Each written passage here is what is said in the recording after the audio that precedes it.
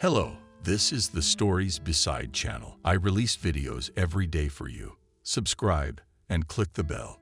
Life in the dark is like a child's game of whack-a-mole, except that the game has a way of ending. You take the blindfold off your eyes, the bright light is blinding, but after a couple of seconds everything is fine. You are back in the familiar world. The game is over. But the real blindness is no longer a game. It does not end. You cannot remove the blindfold. You just have to try hard to get used to your new world and hope that one day you will get used to it. Caroline Clark was up at 5 o'clock in the morning. As she grew older, she spent less and less time sleeping, although she had once dreamed that when she retired, she would sleep. It seems she never dreamed of anything else in her life.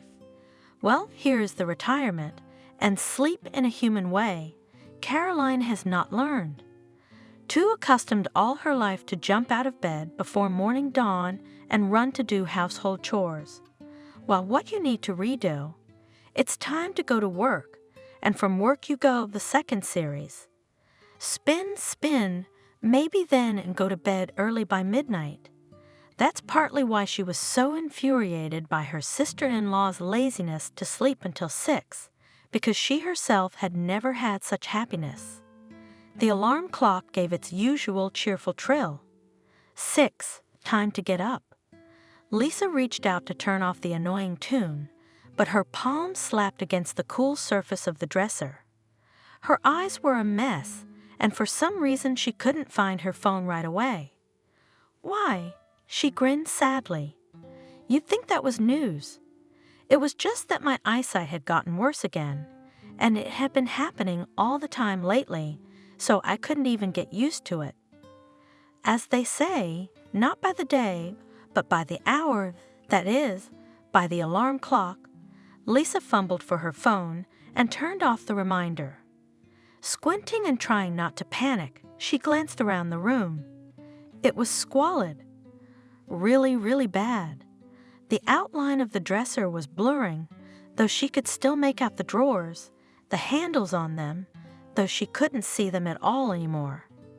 The bright rectangle of the window, there it was, partially hidden by the curtains, but the patterns on them could not be seen. At least, not with the naked eye, but the closet on the far wall was no longer distinguishable at all, so big and inarticulate, a dark brown stain on the light background of wallpaper. Oh, and had to fight with her mother-in-law for this wallpaper. Caroline did not want to reconcile with her daughter-in-law's choice of light-colored wallpaper. They will turn yellow. In a year you'll re-glue them. We will. Lisa agreed nonchalantly. The mother-in-law pressed her lips together resentfully. She's a millionaire, too. You're used to shoveling money in. That's why you don't feel bad about changing the wallpaper every year. Lisa looked helplessly at her husband. Paul. He decided to comfort both of them at once. He put his arm around his wife's waist and smiled at his mother. Mom will look at the wallpaper at the store and see if we can find a darker one. The kind we like. You don't need dark wallpaper. Ashole, you need variegated wallpaper. In the flower there, in the herringbone and not boring and again beneficial. If where flies sit, or a spot will appear, will be invisible. Right suggestion, Mother. With enthusiasm supported Paul. Exactly, Lisa. Tomorrow we'll go and look at the colorful wallpaper. At least you are my son with brains. Satisfied Mother said, maybe you'll live somehow. Before leaving the room of the newlyweds, she once again looked at her daughter-in-law and shook her head sadly. You only, son, do not give your wife the will. When the door behind the mother-in-law finally closed, Lisa attacked her husband with a furious whisper. What do you mean, Paul? We decided together that we wanted light-colored wallpaper, didn't we? We did. Nodded. We decided together. And when your mom has her say, you take her side instead of supporting me. That's just the way it looks, Lisa," Paul said with affectionate condescension in his voice. "You're being superficial, short-sighted. My mom is an old-school person, not formatted for the new times. Right? Right. So what's the use of trying to change her mind? She won't change, and so, to avoid scandals, and for the sake of keeping peace in the family, it's best to do what? Agree and then do it your way. Tomorrow we'll go to the store, buy light-colored wallpaper, then say that the cute modeled ones were not found. Is that slick?" "Very," Lisa mumbled, though she disagreed inwardly. Why should she ever have to answer to her mother-in-law for her own choice of wallpaper? "Paul," she began without much hope, "couldn't we get our own place?" "There you go again. No, listen to me. You understand.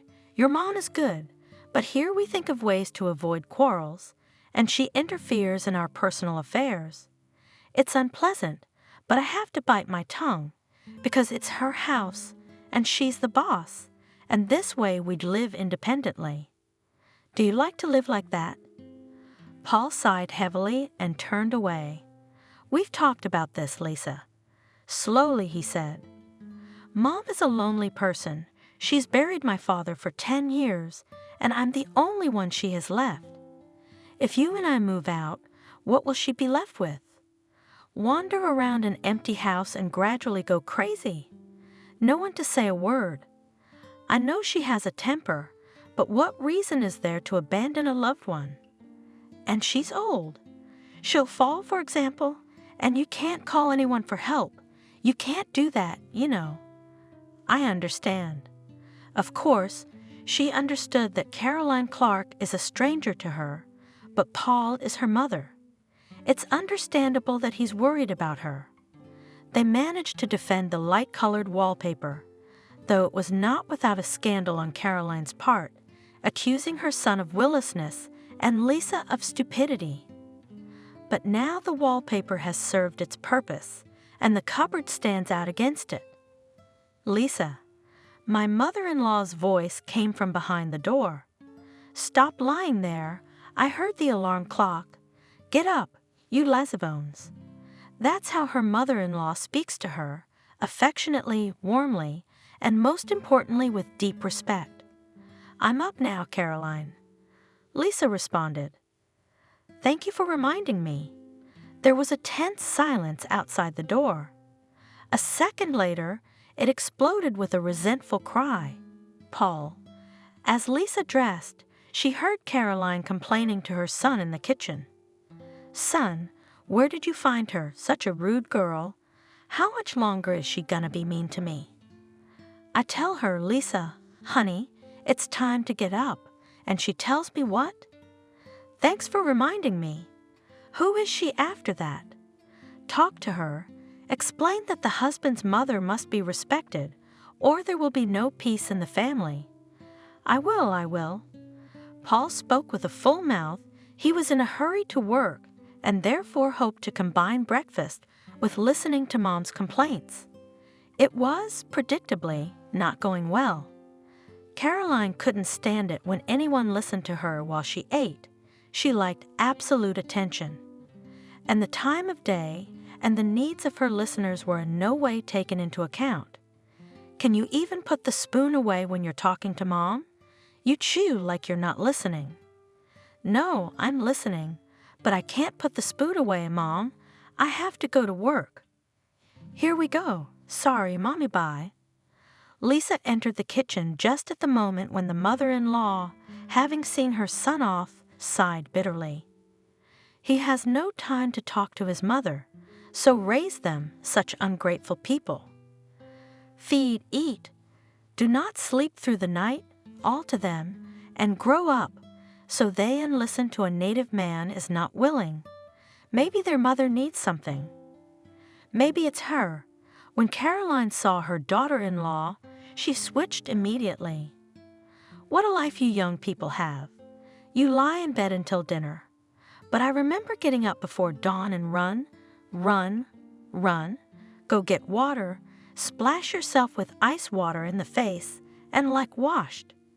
Then prepare breakfast for everyone, wake them all up, sit them at the table, but you already grabbed something on the run, and that's enough from you. Yours are sitting sleepy munching porridge, and you're already standing at the mirror, painting your eyelashes. What have you got? A multi-cooker. And Caroline looked reproachfully at the device she hated, as if accusing it of the laziness and carelessness of today's youth. Lisa nodded with feigned understanding. Yes, that's right. My grandmother told me that all day long you only have time to spin around, but as long as I remember her, she was always so cheerful and well-groomed woman. Her hair was always done, makeup, and she had time to sew new dresses in the evenings. Caroline sighed, as if agreeing with her daughter-in-law's words, and Lisa was encouraged. Maybe at least this morning would be relatively calm. And here's the interesting thing, Lisa continued with inspiration. In the past, there seemed to be a lot of work to do, and everything at home was done by hand, and even diapers for children were not even available. But people were still somehow more cheerful, more energetic. It was an attempt to extinguish another outbreak of irritation, but mother-in-law was not so easy to spend. You are young people and would take an example from us, because you are all too good at talking. At revenge, it's not like a bag of sacks. Somebody who understands. Lisa didn't listen. She wanted to eat breakfast, but she had to take a plate and a spoon. And she didn't want Caroline to see how uncertain her movements had become. Her mother-in-law had long ago noticed that Lisa's vision had become worse, but she had not yet realized the extent of the impending disaster. "Why don't you sit down to eat?" Caroline suddenly asked. "Do you have plenty of time to sit around?" "A carload." Lisa smiled. "I have a vacation from today."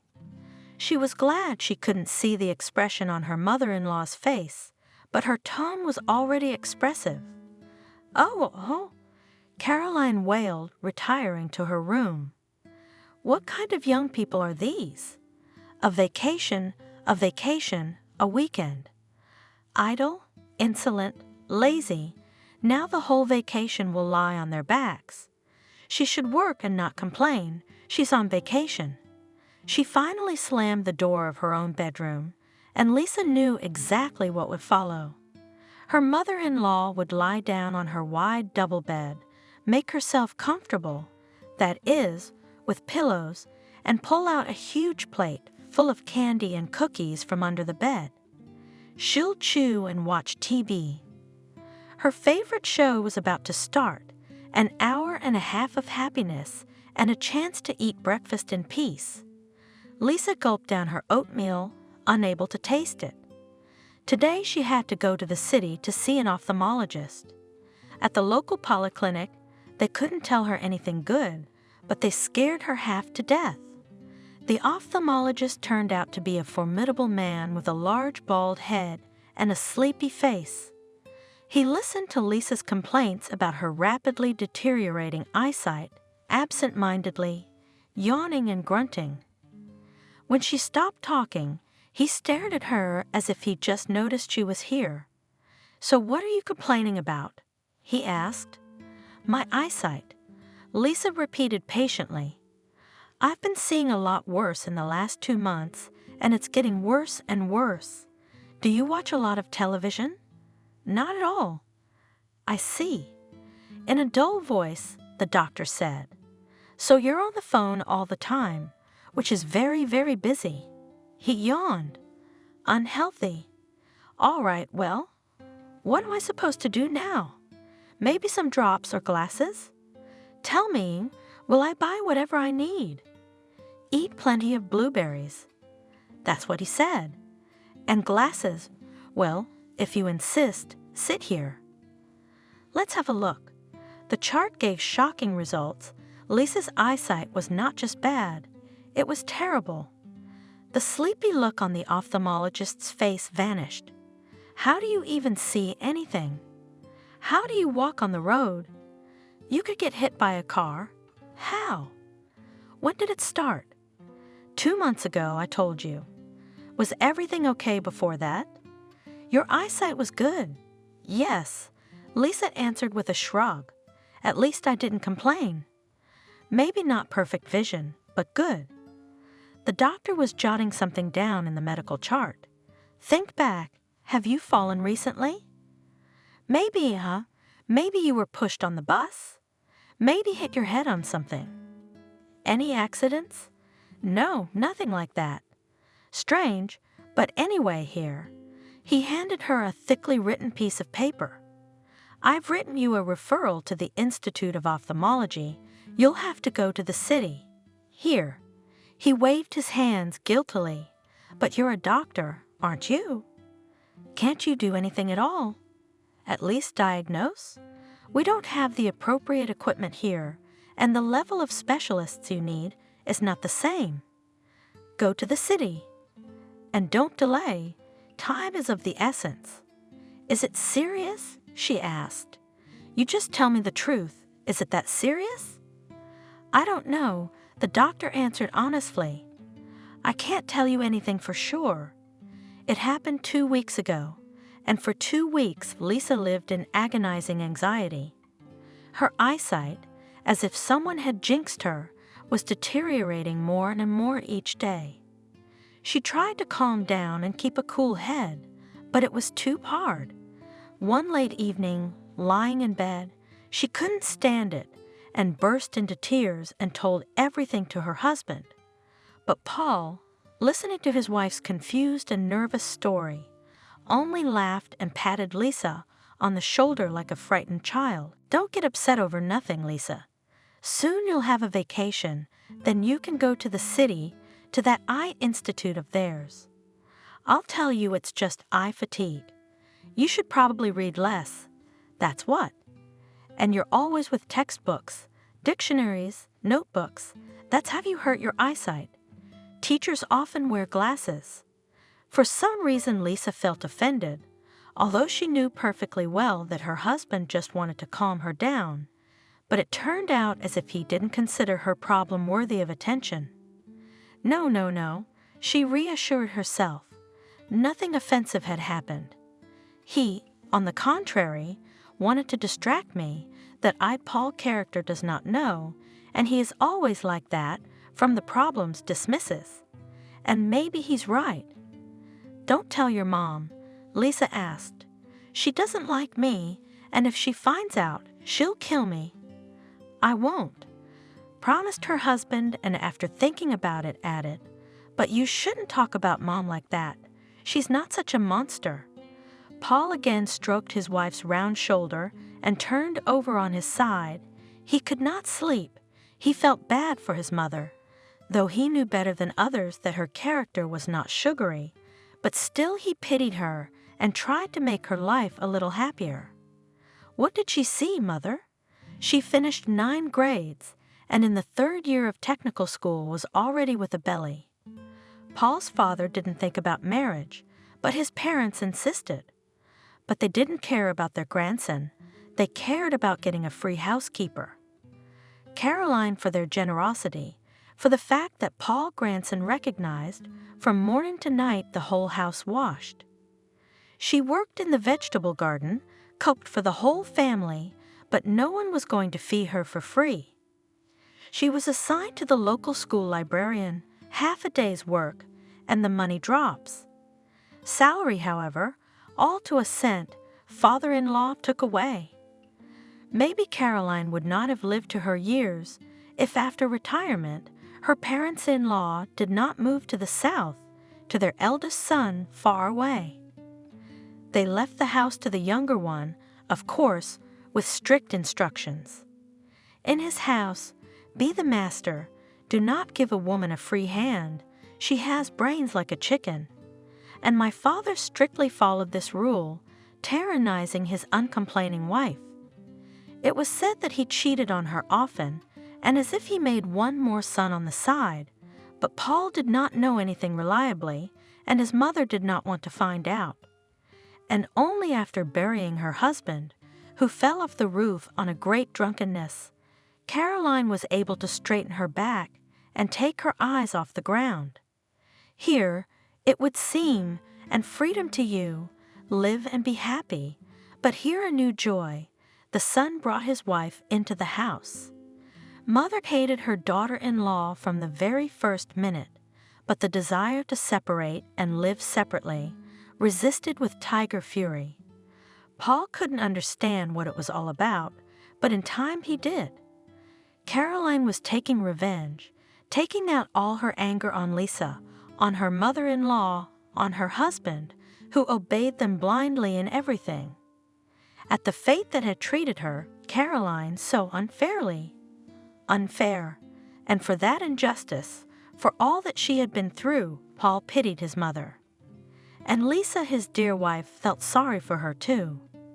Now she endures every day from her mother-in-law, both swearing and ridicule for his sake. If only he could make Lisa look at his mother with his own eyes. He persuaded, asked, explained, but the wife never felt compassion for her mother-in-law. And most of all, he felt sorry for himself. He swims between his women as between two fires, and there is no end to this tossing. Lisa was sobbing quietly on her pillow. "Don't cry, Lisa, it will be all right." Paul mumbled sleepily and immediately fell asleep, exhausted by his sad thoughts. In the Institute of Ophthalmology, where she came, clutching in her hand a referral for an examination, it was spacious, bright, and cool. In the first few seconds, Lisa, accustomed to small rural buildings, almost panicked when she found herself in the huge lobby. Her head was dizzy from the large space. How did they work here? They must be used to it. But soon enough the anxiety receded. At the reception desk, she was greeted with smiles, soft voices, and when she found out that her vision was too damn bad, she was taken by the hand to the right office. The doctor was kind and, not unlike his rural colleague, listened to Lisa very attentively, without distracting her and only occasionally asking clarifying questions. But now the panic began to return to her. "You see, Lisa," the doctor said thoughtfully, "this is something, well, completely unknown. I confess to you frankly, I've never encountered anything like this before." "No, I certainly haven't." "You've never encountered what?" she asked. "What is it? Is it some kind of rare disease? A virus, maybe?" He rubbed his chin grimly. "That's the thing, no. It's not a disease at all. I'd say by all accounts you're perfectly healthy. You should be able to see, but for some reason, and you yourself say it's getting worse." "Every day," Lisa confessed. "For example, yesterday I could recognize the pattern on the curtains 5 feet away from me, and today I can't. And I can't see the knobs on the dresser, but yesterday I could recognize them. Yes, it's just a wild mishap." "But what should I do, doctor?" she asked impatiently. "Give me something, some kind of treatment. Injections, drops, pills, ointments, treatments. Something should help." "Right? How is that possible? You saw a man, and then you went blind in the middle of nowhere. Do you believe that?" "I'm sorry, Lisa," the doctor replied tiredly, "but you see, to make an appointment, I need a specific diagnosis, and I don't have one. I can't. I have no right to prescribe you something stronger than ordinary vitamins, but they won't help in your case. You understand, don't you?" Her heart dropped. "And the prognosis?" In a shaky voice, Lisa asked. The doctor was silent. He remained silent for a long time, drumming his fingers on the table and not looking up at the patient. "Unfavorable, huh?" "Yes, tell me. At this rate of deterioration, you'll lose your sight within a week," he said quietly. "Try not to lose heart. Don't despair.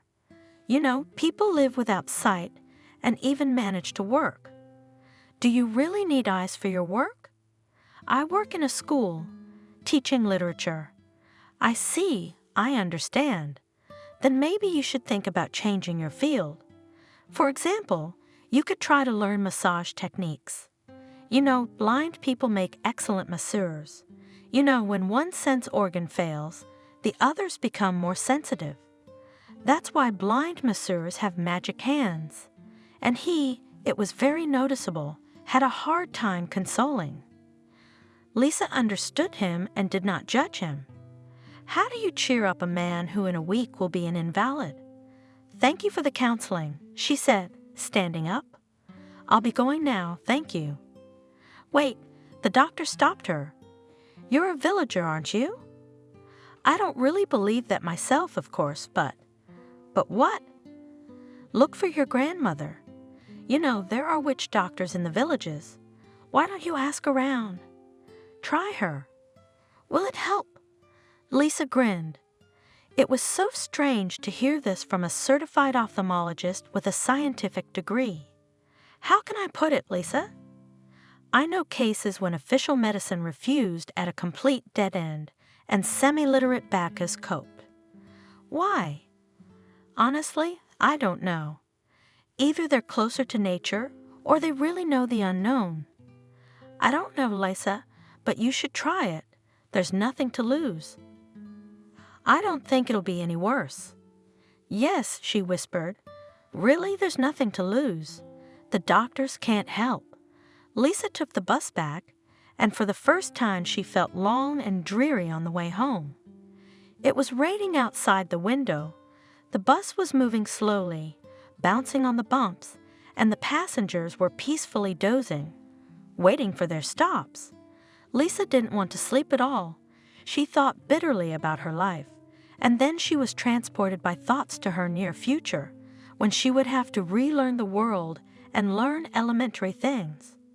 How would she learn to put on makeup, write a message, cook a meal, and after all, how would she find out the prices at the store, count the cash, and check the change? That was going back in time, back to the days when their pollen love had just begun to blossom. Was there love? Maybe it had just dulled to someone who had given her a drop of heart and kindness. I wonder if she would have refused to marry him then, stayed in the city, continued to rent her one-room apartment?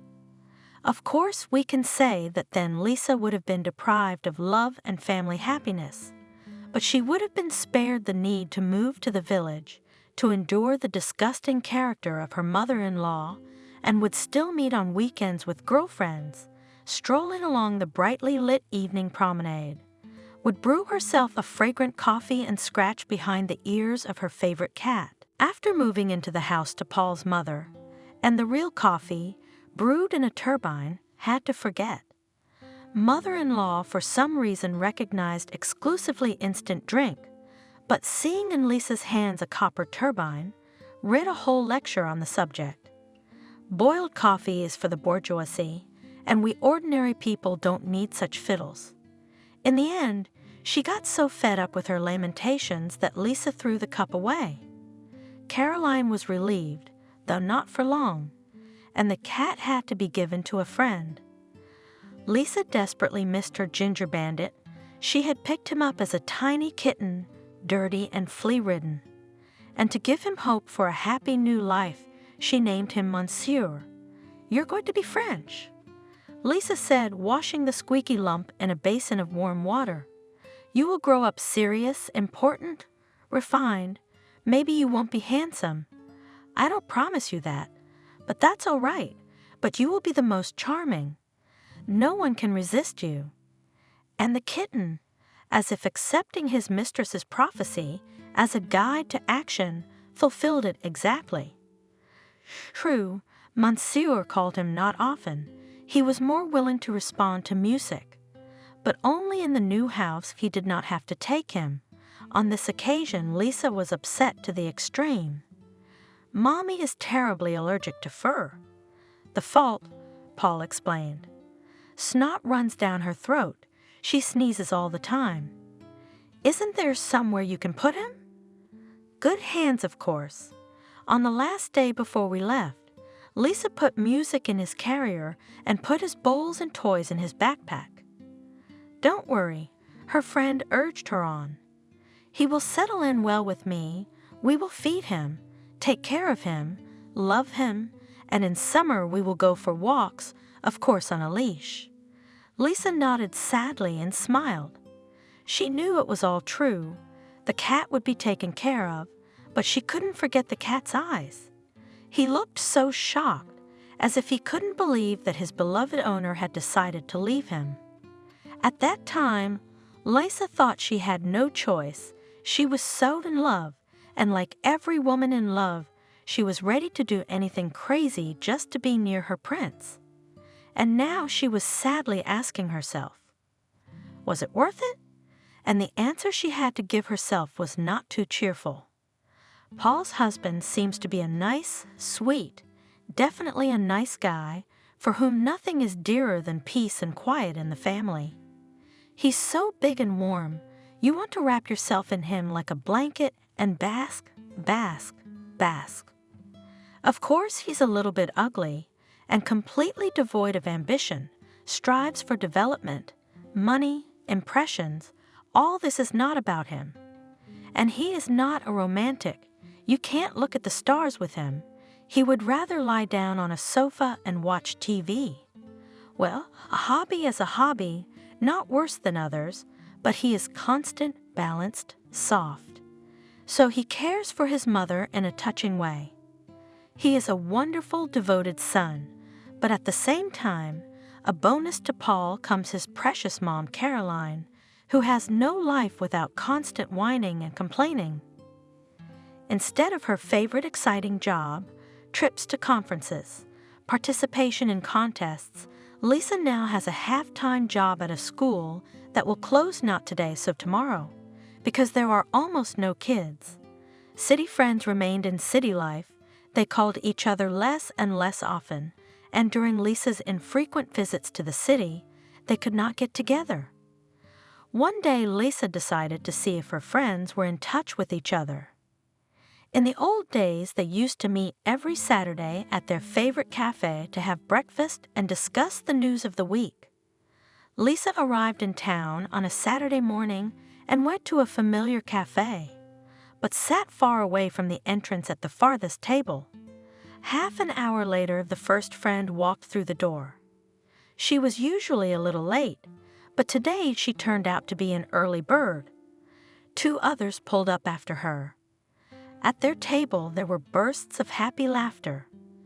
Lisa had once sat there and laughed carefree and with them, but now the sight was painful.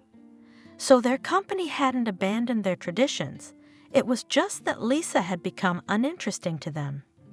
And instead of a cozy apartment, morning fragrant coffee and a cat, instant nonsense and an allergy to wool. It's called finding love but losing yourself. Sad.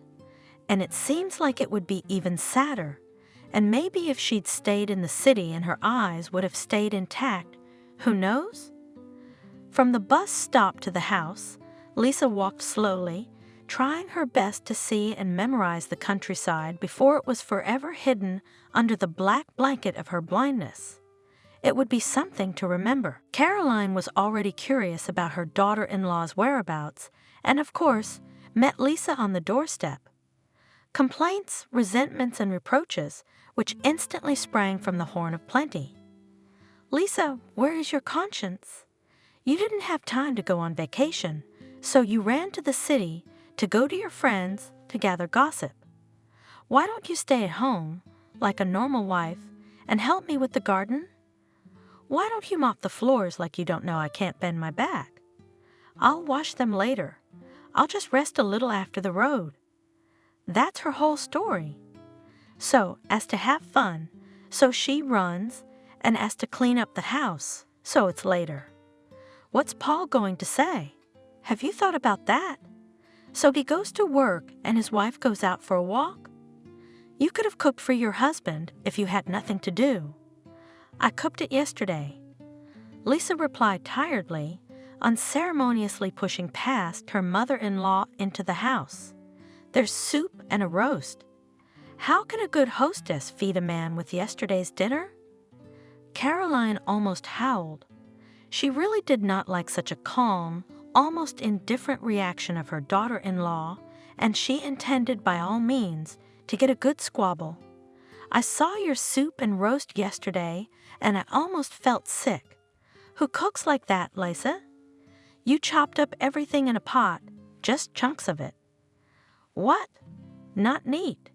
Did you chop the potatoes with an axe? It's sickening. Don't look."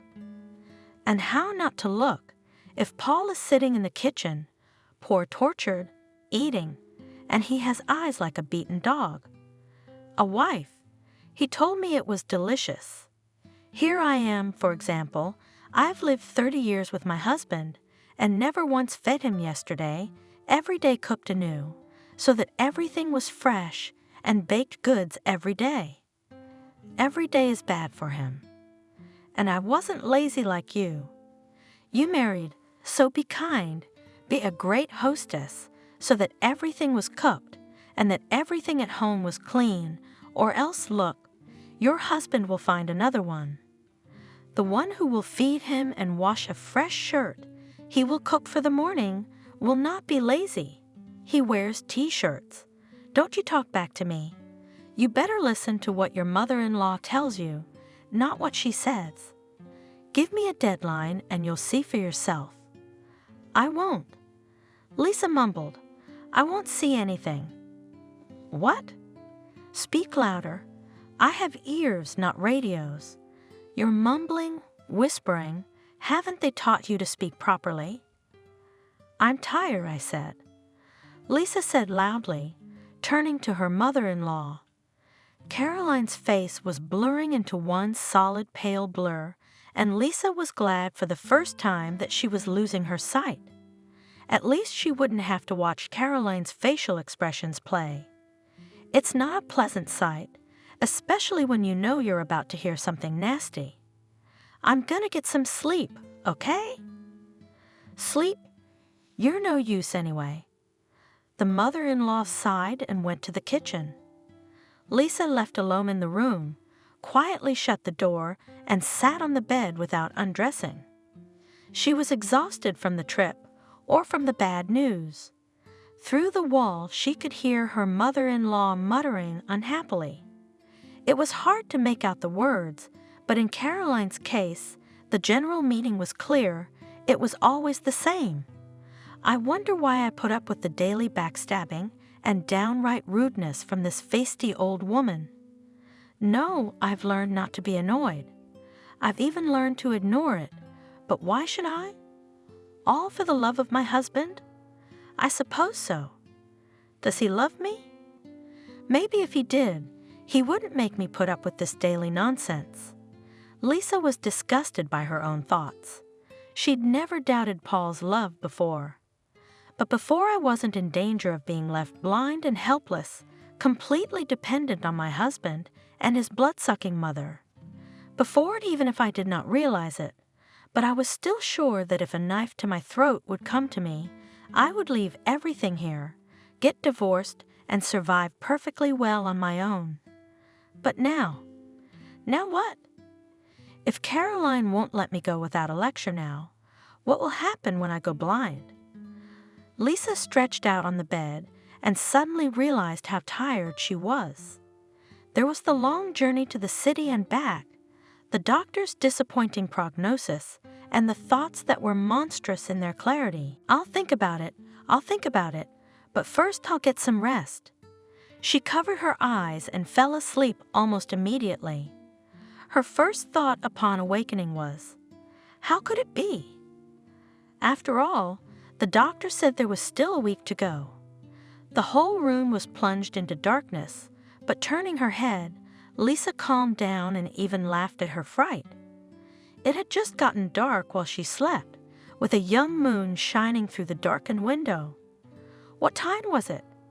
And why wasn't Paul back yet? He said he was only working half a day today, and already. Lisa looked at the screen of her phone. 12:30 and no message from her husband. She tried calling, but Paul's phone was off. Lisa, without letting the phone out of her hands, quickly went to the kitchen. Caroline must be awake. She could never get to sleep before 3:30 in the morning. Her mother-in-law was drinking tea. When she saw her daughter-in-law, she let out a long sigh. "Oh, oh, the queen is awake. Why did you work so hard that you fell asleep in the middle of the day? Did you carry sacks of potatoes?" "Maybe." "Caroline." Lisa ignored her mother-in-law's greeting. "Paul's phone's off. I'm worried. Did he call you to say he's late?" "No, he didn't." The mother-in-law answered calmly and took a sip of her drink. "And you're not worried?" "Me?" Caroline's voice was surprised. "Why should I? You're the one who sleeps on your back legs. You don't think about your husband, and I know where my son is." "Then where is he?" Lisa asked, barely containing herself. Caroline did not answer at once. She waited and waited and waited for her spectacular pause and carefully rustled something paper. "Probably a candy wrapper." "And you sit down," she said at last. "Sit down, Lisa. There's no truth in feet. Let's talk to you one last time." "One last time." What's she doing again? Is she going to die? Lisa, in order not to cause another outburst of pathetic babble, obediently sank down on the chair. The mother-in-law kept rustling her fanatic. "I always knew you were a fool." Caroline stretched out. "And the main thing on Paul will not be offended that such a one chose. I taught him how to marry, son." I said, "So take the one that is dumber will be. From the smart is of little use, they are created for other things. For their universities, for scientific husbands. But you, a country boy, need a wife to obey you and take care of your family and children." Yes, that's how I taught him. "So he chose you for a fool, but he was wrong. There's no such thing as stupidity. You should have taken a woman who's happy to take care of the house, who's happy to take care of her husband and his mother. My Paul married wrongly. He should not have chosen you." "Where is Paul?" Lisa asked in an icy voice. "You know where he is, don't you?" The wrapper rustled again. "You're just pretending that everything is fine. You think I'm out of my mind? You think I don't know you can barely see now?" I know. It's been a week since I switched your mug with another one, and you don't even know it. I know you went to the doctor today and not your friend, so what good did they say? What's that got to do with it?" Lisa was indignant. "I was asking about Paul. What's that got to do with my eyesight? What does it have to do with your eyesight?" The mother-in-law grinned. "You've got a certificate with signatures and a stamp, and what does it say?" "That you'll be blind soon." "Why?" Lisa asked, slowly getting up. "Were you going through my things?" Only now she realized that Caroline had not been rummaging through Caroline's things, but the doctor's report, which she had brought in her bag and left in the hallway, hanging it on a hook and forgetting about it. Even after living with Caroline for 2 crazy years, Lisa had never imagined that her mother-in-law could rummage through other people's things, and her mother-in-law, meanwhile, had brazenly got into her bag and was not even ashamed to admit it. "Who gave you permission to do that?" "And I do not ask permission from anyone. I am in my house myself, mistress. So I'll tell you something, my lovely daughter-in-law. Paul found someone else a long time ago, and he told me everything honestly, and now he's with her." "I didn't dare to tell you. I kept saying I felt sorry for Lisa. She loves me. And now I'll tell you, not him. A wretch like you can only live out his life in a stable." "In a stable, Lisa, not in a decent home. So get out of our house, Paul, and don't bother my eyes. Go now while I ask you to, and if you don't, beware." "Why should I beware?" Lisa asked with a grin. "Not you. Not me." The mother-in-law smiled venomously. "You should be afraid of your infirmity, not of me, because you are blind. What if you mistake coffee for poison? Oh, what shall we do then? Her face became serious. Without any mocking intonation, Caroline said very firmly, "Go away, Lisa. Go today now. Paul will come back, and I'll tell him you left him. I'll tell him that she's gone back to town, to her dissolute friends." "Damn you!" Lisa's voice broke out. "You have no shame, no conscience, that's all right, but no heart. Do you think he'll forgive you? You want to decide everything for your son, to control his fate like a toy." I wanted to. My mother-in-law readily agreed and decided. "My son, that's for me to decide. And remember, my dear, no one but a mother can know what's good for her son. You don't have any children of your own to talk to. Well, you better go pack your things, or Paul will probably be back soon." "Choke on my stuff," Lisa shouted. She ran out into the hallway and grabbed her bag from the hook. "Give it to your new daughter-in-law.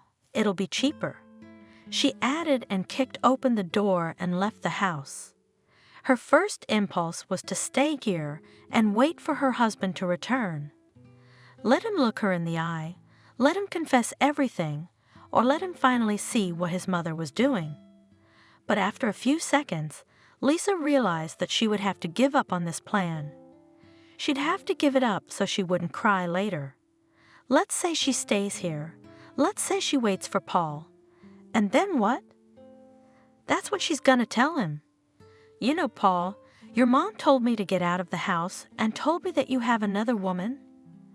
Very distinctly, clearly, as in a picture, she imagined her husband first lowering his thick, bushy eyebrows in surprise, and then shaking his head, disapprovingly, as if to say, "It's not good, as it turns out."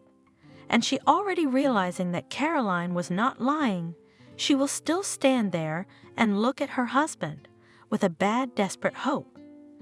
For what? Well, he'll say, "Since you know everything now, I've been thinking how to tell you myself. It's a pity, of course, that my mother beat me to it, but don't take offense at me, okay?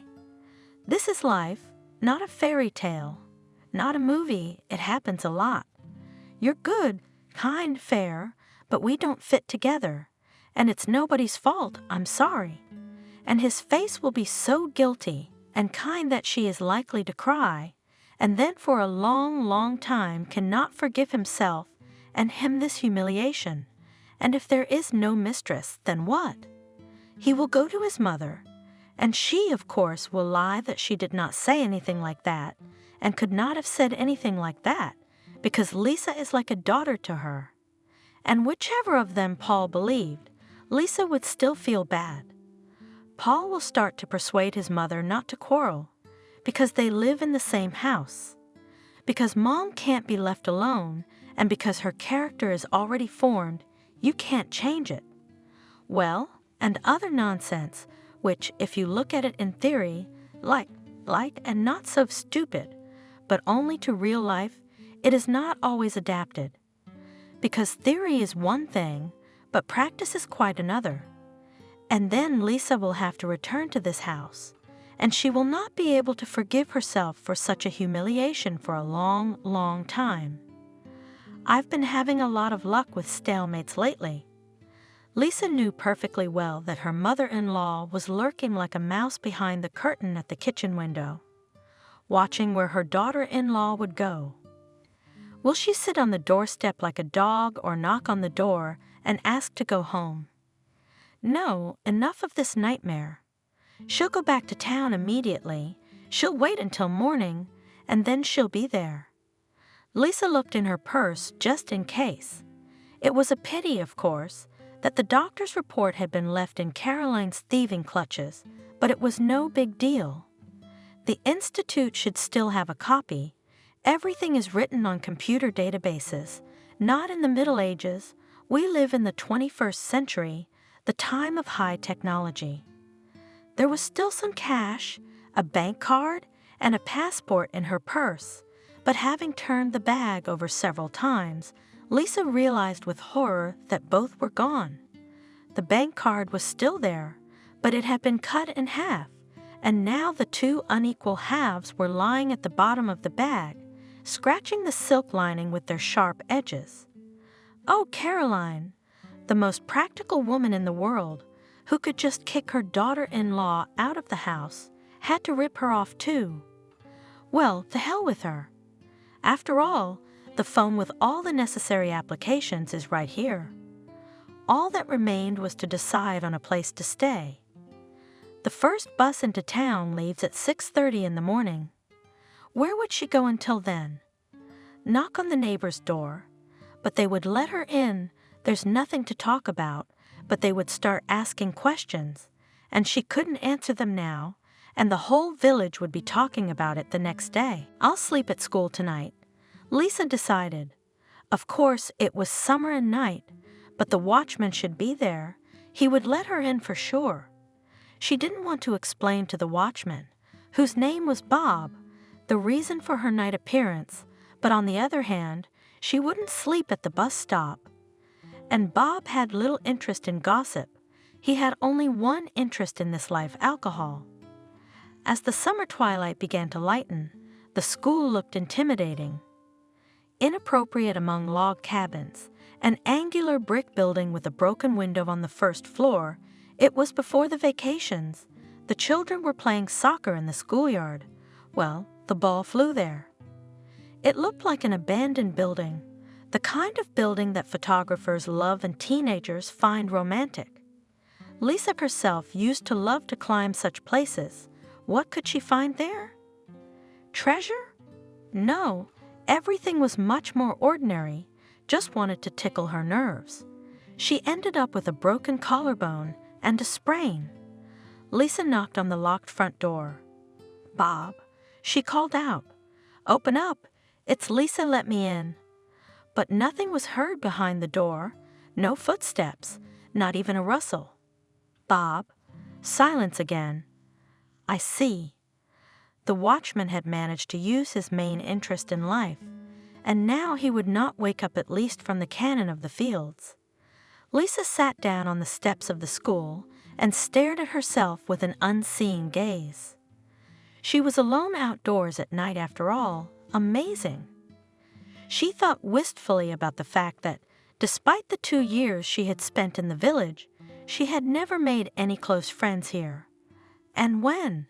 From work to home, from home to work, husband, house, vegetable garden, Caroline were to make friends when?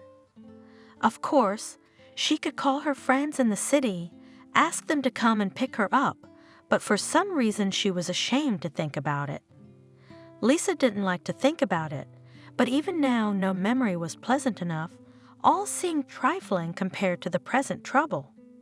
After Lisa found out that her friends were still dating, she called each of them, and they all talked something like this.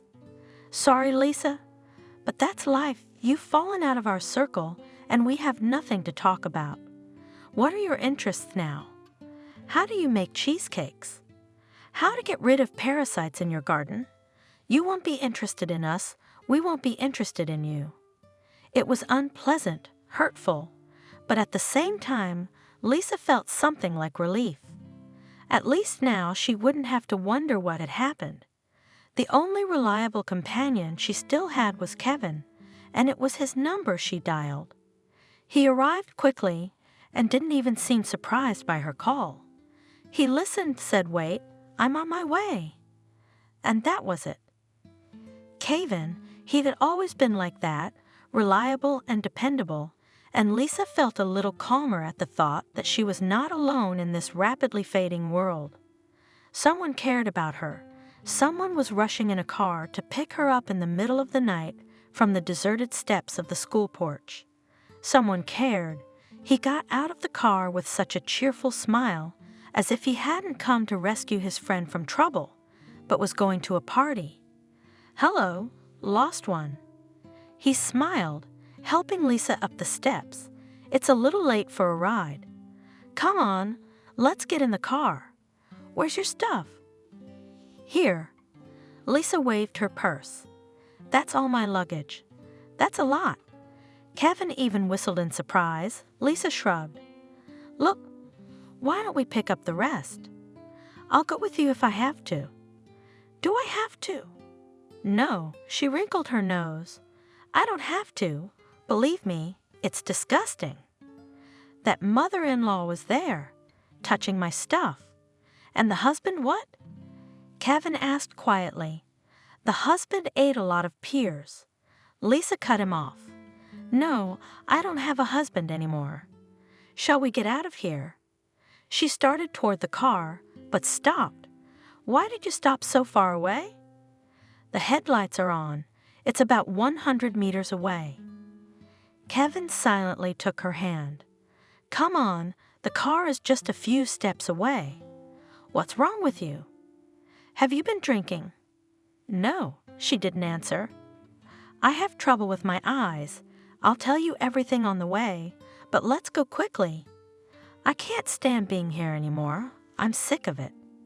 If Kevin had any more questions, he nobly suppressed the impulse to ask them immediately, and Lisa was grateful for his silence. He drove along the highway leading into town, watching the road carefully, and then Lisa slowly, stopping now and then, began to tell. And she herself was surprised at how much she had to tell about her mother-in-law who wouldn't let her pass, and about her husband who didn't seem to notice how unbearable the atmosphere at home was. She talked about how terrible it was to lose her eyesight and to know that soon you would be completely blind, and about how her friends didn't want to talk to her anymore, and about how she missed her cat, and about her old life in general. Kevin listened to her without interrupting, letting her talk. Lisa talked and talked, and when she ran out of words, tears came. So they say, to look for a witch doctor, he said at last.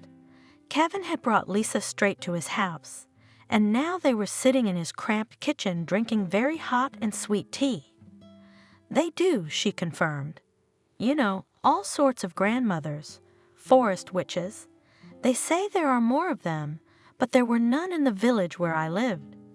Well, except there's one who works at the forge and cures infertility. If a woman comes to him at the forge, he does some magic, and 9 months later she has a baby. Kevin laughed. He laughed so long and contagiously that Lisa joined him. Good for you. At last Kevin said, wiping away his tears, Oh, well done. You can see at a glance that it's a strong sorcery. Tell me, does he take money for the treatment? No. Lisa laughed again.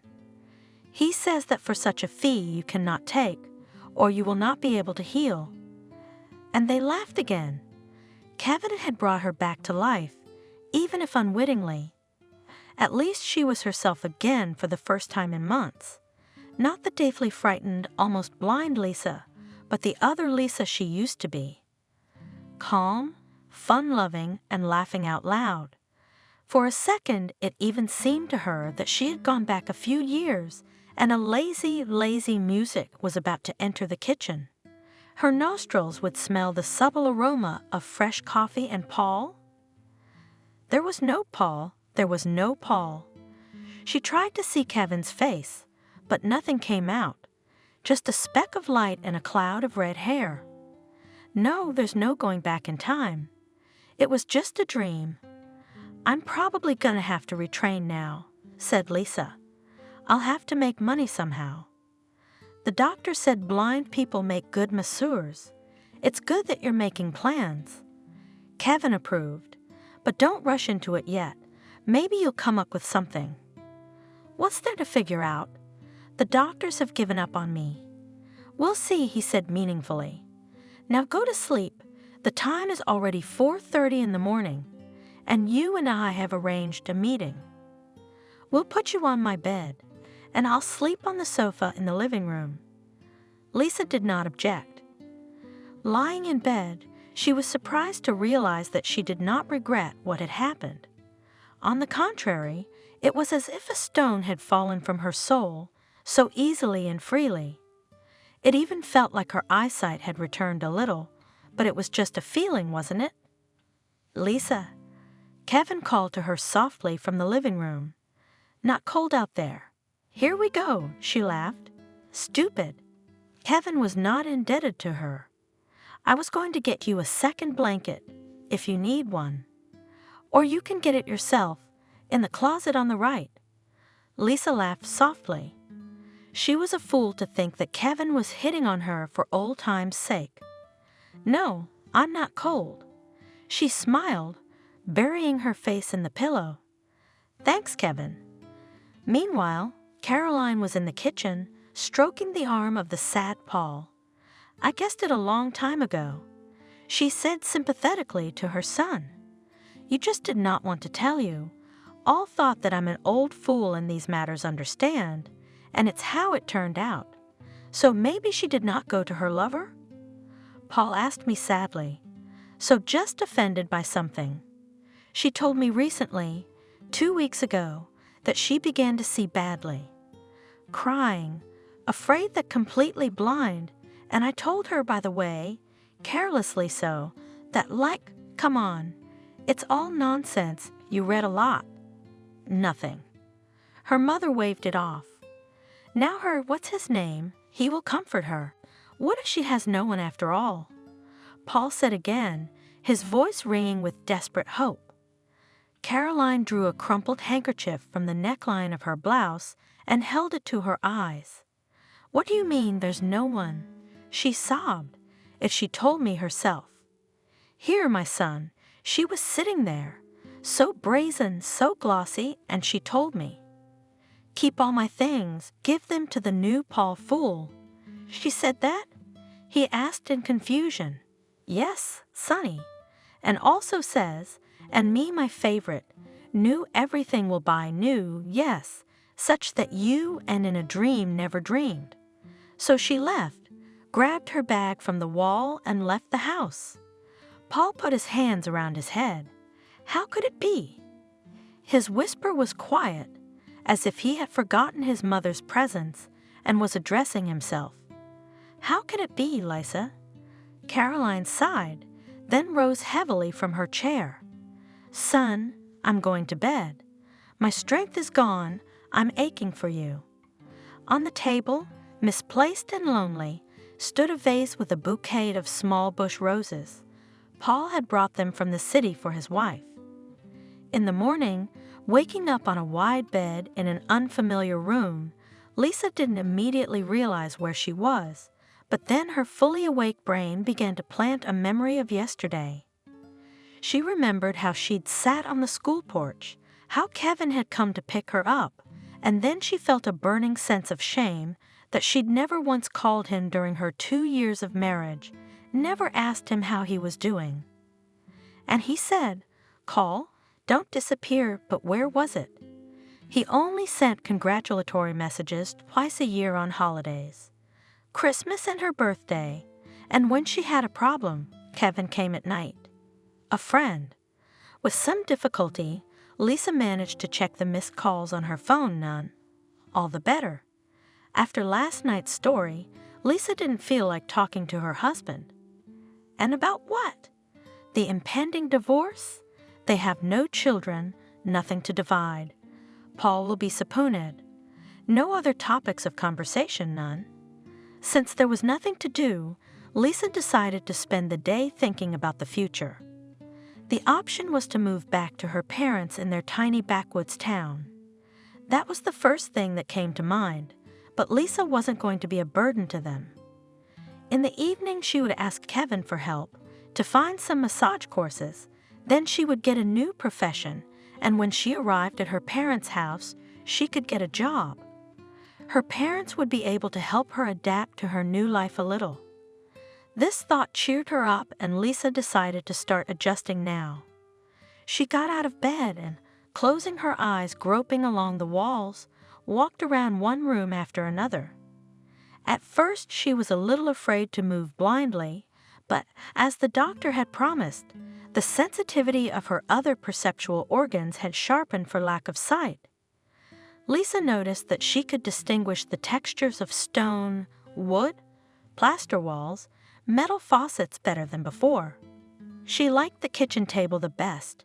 It was real wood and was pleasantly warm. Leaning lower over the countertop, Lisa could catch the faint, muted smell of varnish, the scent of pine forest. She was immediately reminded of her childhood, of her reluctance to go into the woods with her parents. She remembered so clearly the odors of pine needles, the resin that froze in viscous drops on the cones, the fire, that for a brief moment she was able to feel it right here in the kitchen of the city apartment. Then she began to relearn the telephone. First of all, she should forget about manual typing. Only voice typing for now. Lisa tried recording a few voice messages to herself and was generally satisfied. Her voice in the recording was very pleasant. The next task she came up with for herself was to try and carefully make her bed without opening her eyes. The biggest challenge was the bedspread. When Lisa didn't try, and she couldn't get it straightened properly, one corner hanging down the other. Desperate to cope with such a difficult task, Lisa tried simply folding the blanket, corner to corner, but she encountered many obstacles along the way. "I'll learn anyway." Stubbornly, she gritted her teeth as she fought with the blanket. The whole day flew by in such simple, but now newly challenging tasks. In the evening, Kevin didn't come home alone. "Meet Lisa. This is my grandmother, Vanessa." "Hello." Lisa said hello. She couldn't see who she was addressing. Her eyesight wasn't worse today, thank God, but it wasn't better either. She still saw only vague outlines of objects, but she was glad of it. Judging by the size of the outlines, Kevin's grandmother was a tall and full elderly woman. "My name is Lisa. Grandma Vanessa." She heard a cheerful female voice. "You sit, don't get up." "Kevin?" "What, Grandma?" "Get out of here. Stay in your room until I call you." Lisa bit her lip. She felt that Kevin had brought her grandmother for a reason, and it made her feel very insecure. When she heard her friend's footsteps receding, she smiled at the big blur named Grandma Vanessa. "Would you like some tea?" "I'll pour some," Sadie said. A strong hand lay on her shoulder and pushed Lisa back into the chair. "Sit down and be quiet. I need to look at you." Lisa obediently remained silent.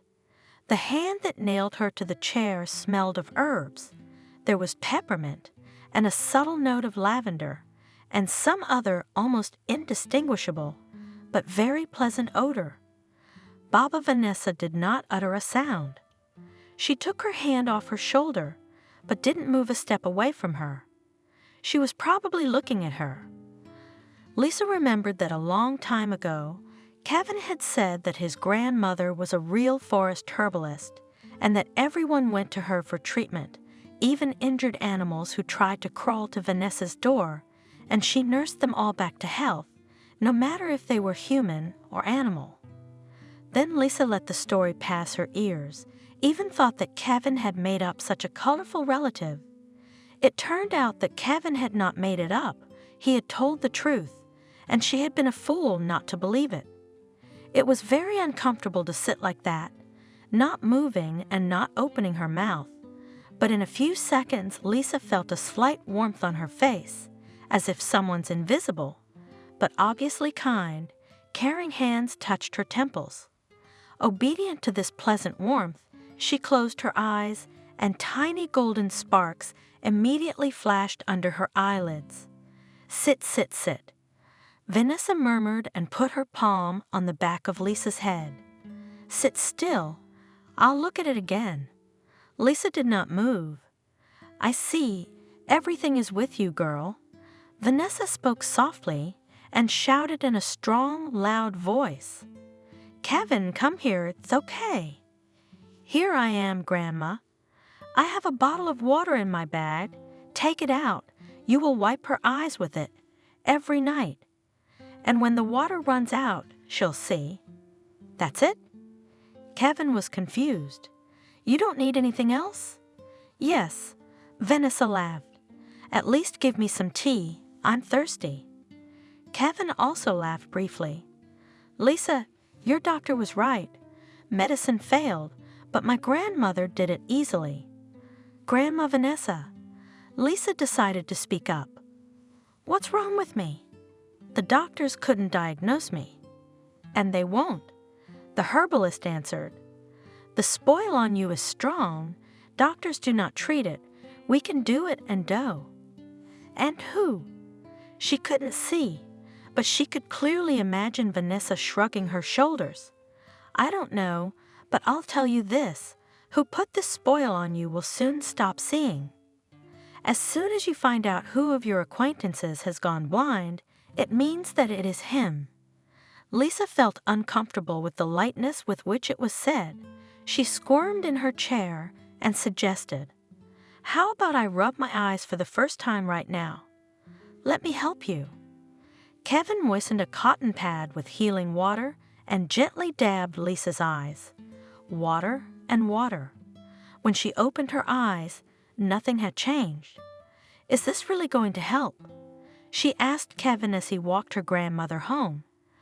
I think water is water. It will, Kevin said with conviction. Maybe not right away, though. As Lisa fell asleep, she tried to figure out if the living water would help. Would it save her from the oncoming blindness? She would have Kevin's confidence that it would help, and that was it. She didn't think so herself. The next morning, Lisa woke up and suddenly realized that she could make out a pattern on the bedclothes, multicolored polka dots, as if confetti had been scattered on the bed. What's that? She shrieked, touching the little colored spots with her fingers. Bare feet slapped quickly down the hallway, and Kevin's voice was suddenly very close by. What's wrong, Lisa? She looked up at him and smiled happily. Kevin, I can see the beginning. She remembered Kevin, red-haired, white-skinned, with open green eyes and a slight smile on his beautiful lips. I haven't seen you in so long, she said, not caring at all what she said. I loved you so much. Kevin remained silent. She must have embarrassed him with her thoughtless confession. I'll, he muttered, go to the kitchen, make coffee there. I remember cinnamon for you. Lisa was just as embarrassed. She shouldn't have told him that, but why not? She really loved him, so why couldn't she say it? Lisa remembered how a few years ago they had woken up together, and Kevin had gone to make them cinnamon coffee, just as he did now. His apartment had been smaller then, but it was big enough for her. Kevin would make coffee and whistle to himself, and Lisa would get up and follow him, because she loved to watch him barefoot in a sheet, making sure the boiling drink didn't escape. Lisa sat on a low stool and watched her lover. Silently she adored him, and it seemed there was no one in the world more perfect. How tall he seemed to Lisa, from her vantage point. How beautifully the sun played on his red hair. How easily, with what effortless grace did he move. Kevin, from time to time, turned around to smile at her. And certainly there was no other smile like it in the whole world. How much could be put into one smile? Lisa even squeezed her eyes shut to visualize it as clearly as possible. A turn of Kevin's head, just a slight turn, and already a fiery strand of hair falls carelessly on his high forehead. His green eyes flash with affectionate amusement. The corners of his lips lift. When you smile like that, Lisa once said, I feel like I've got an arrow in my heart. There's no room left. That's how much I love you. How long did their happy love last? Lisa couldn't remember.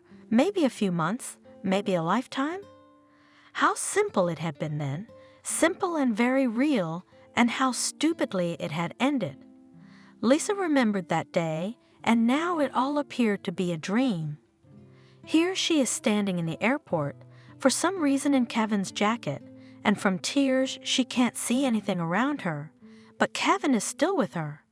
Lisa presses herself against him, trying to breathe in his scent, to memorize the sensation of his soft curls on her face.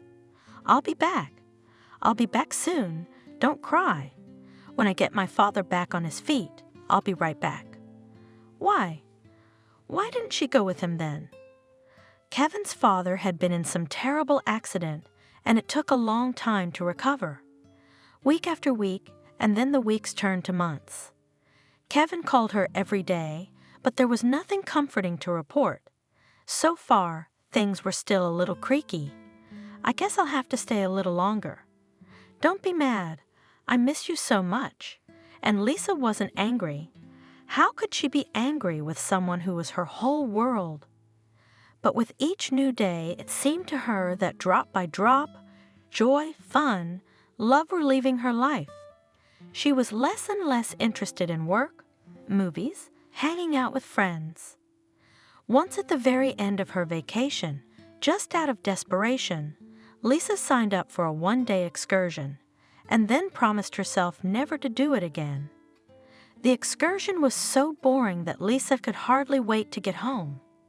The quiet fall days dragged on, and Kevin never returned.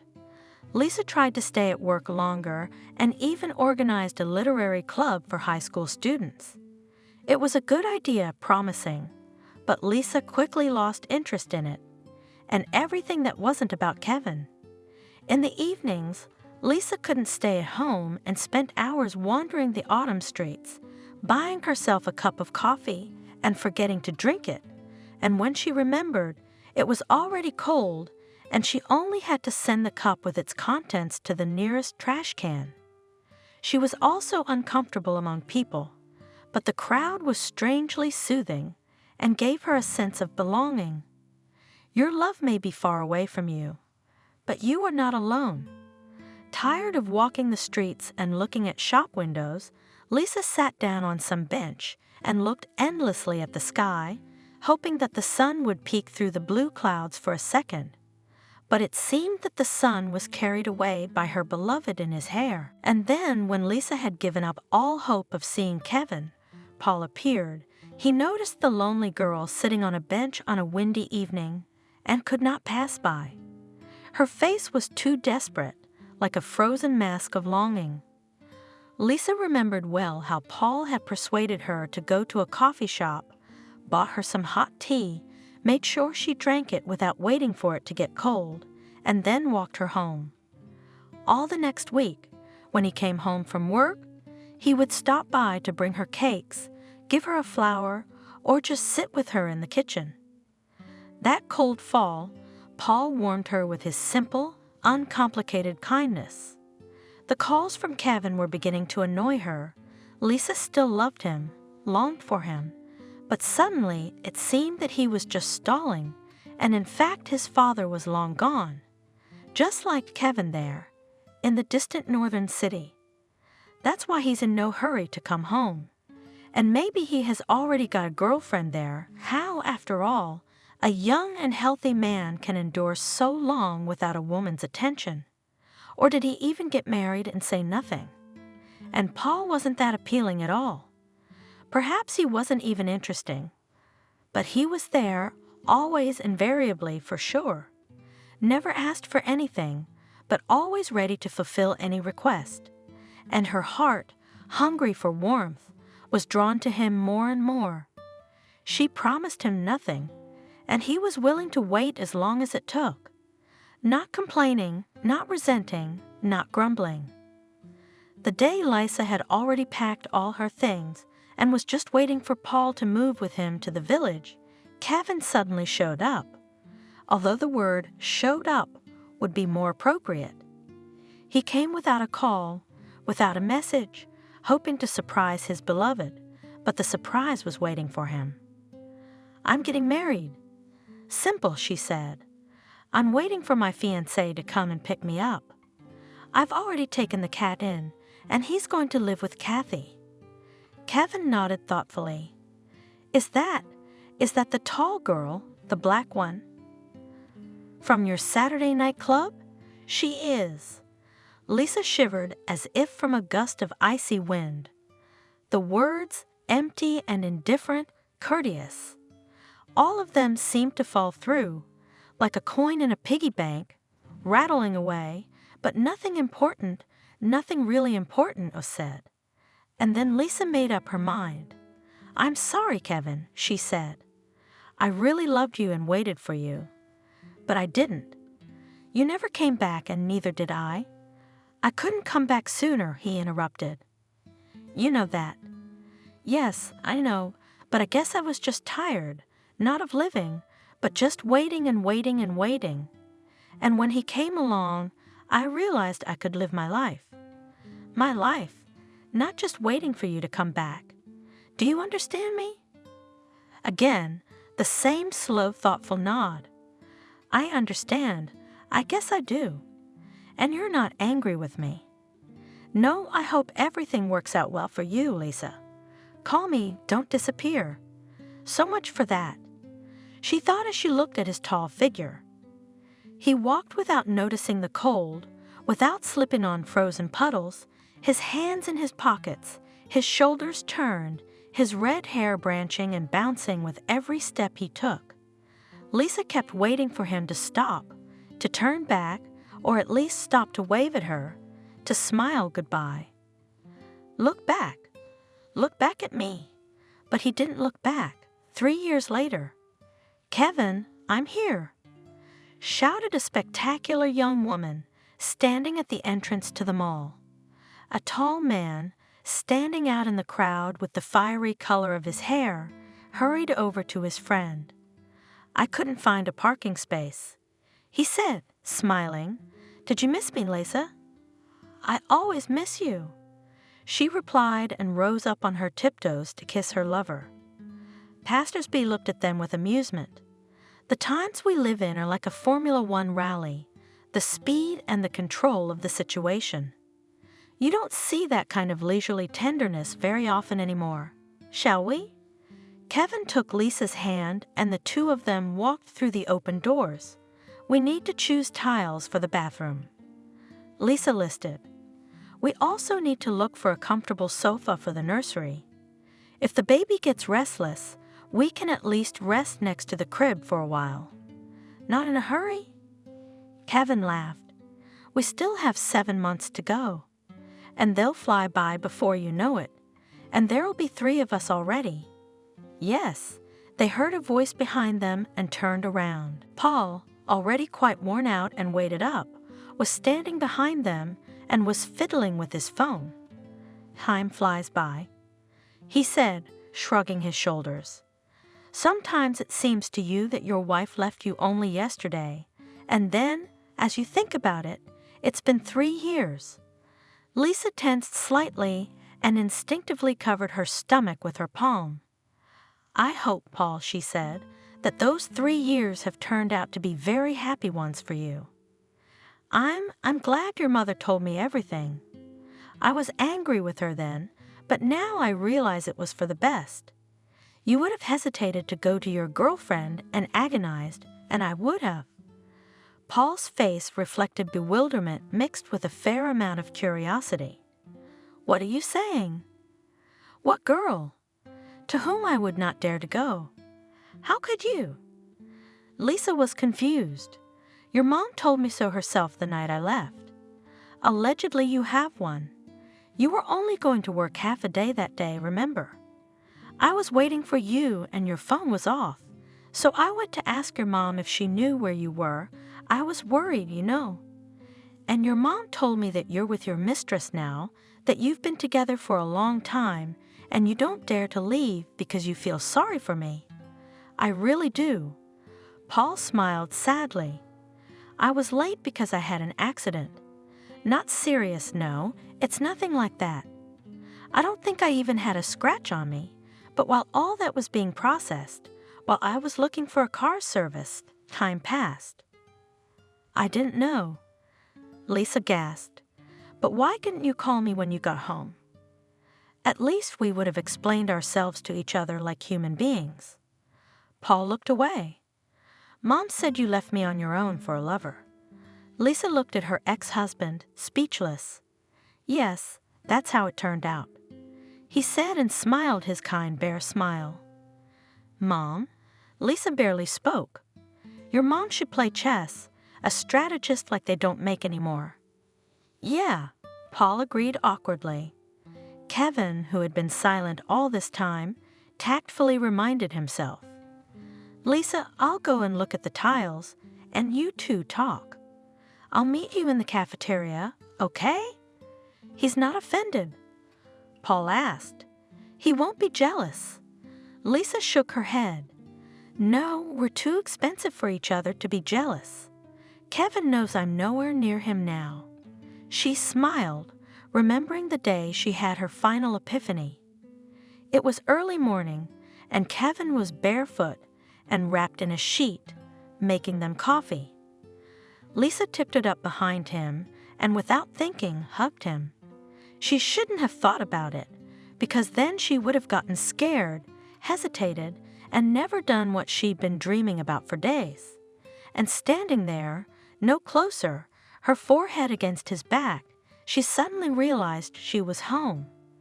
Kevin stood still on the floor, with a long coffee spoon in his hands, and seemed to have stopped breathing. You, he asked quietly, just don't let me go again, do you hear me?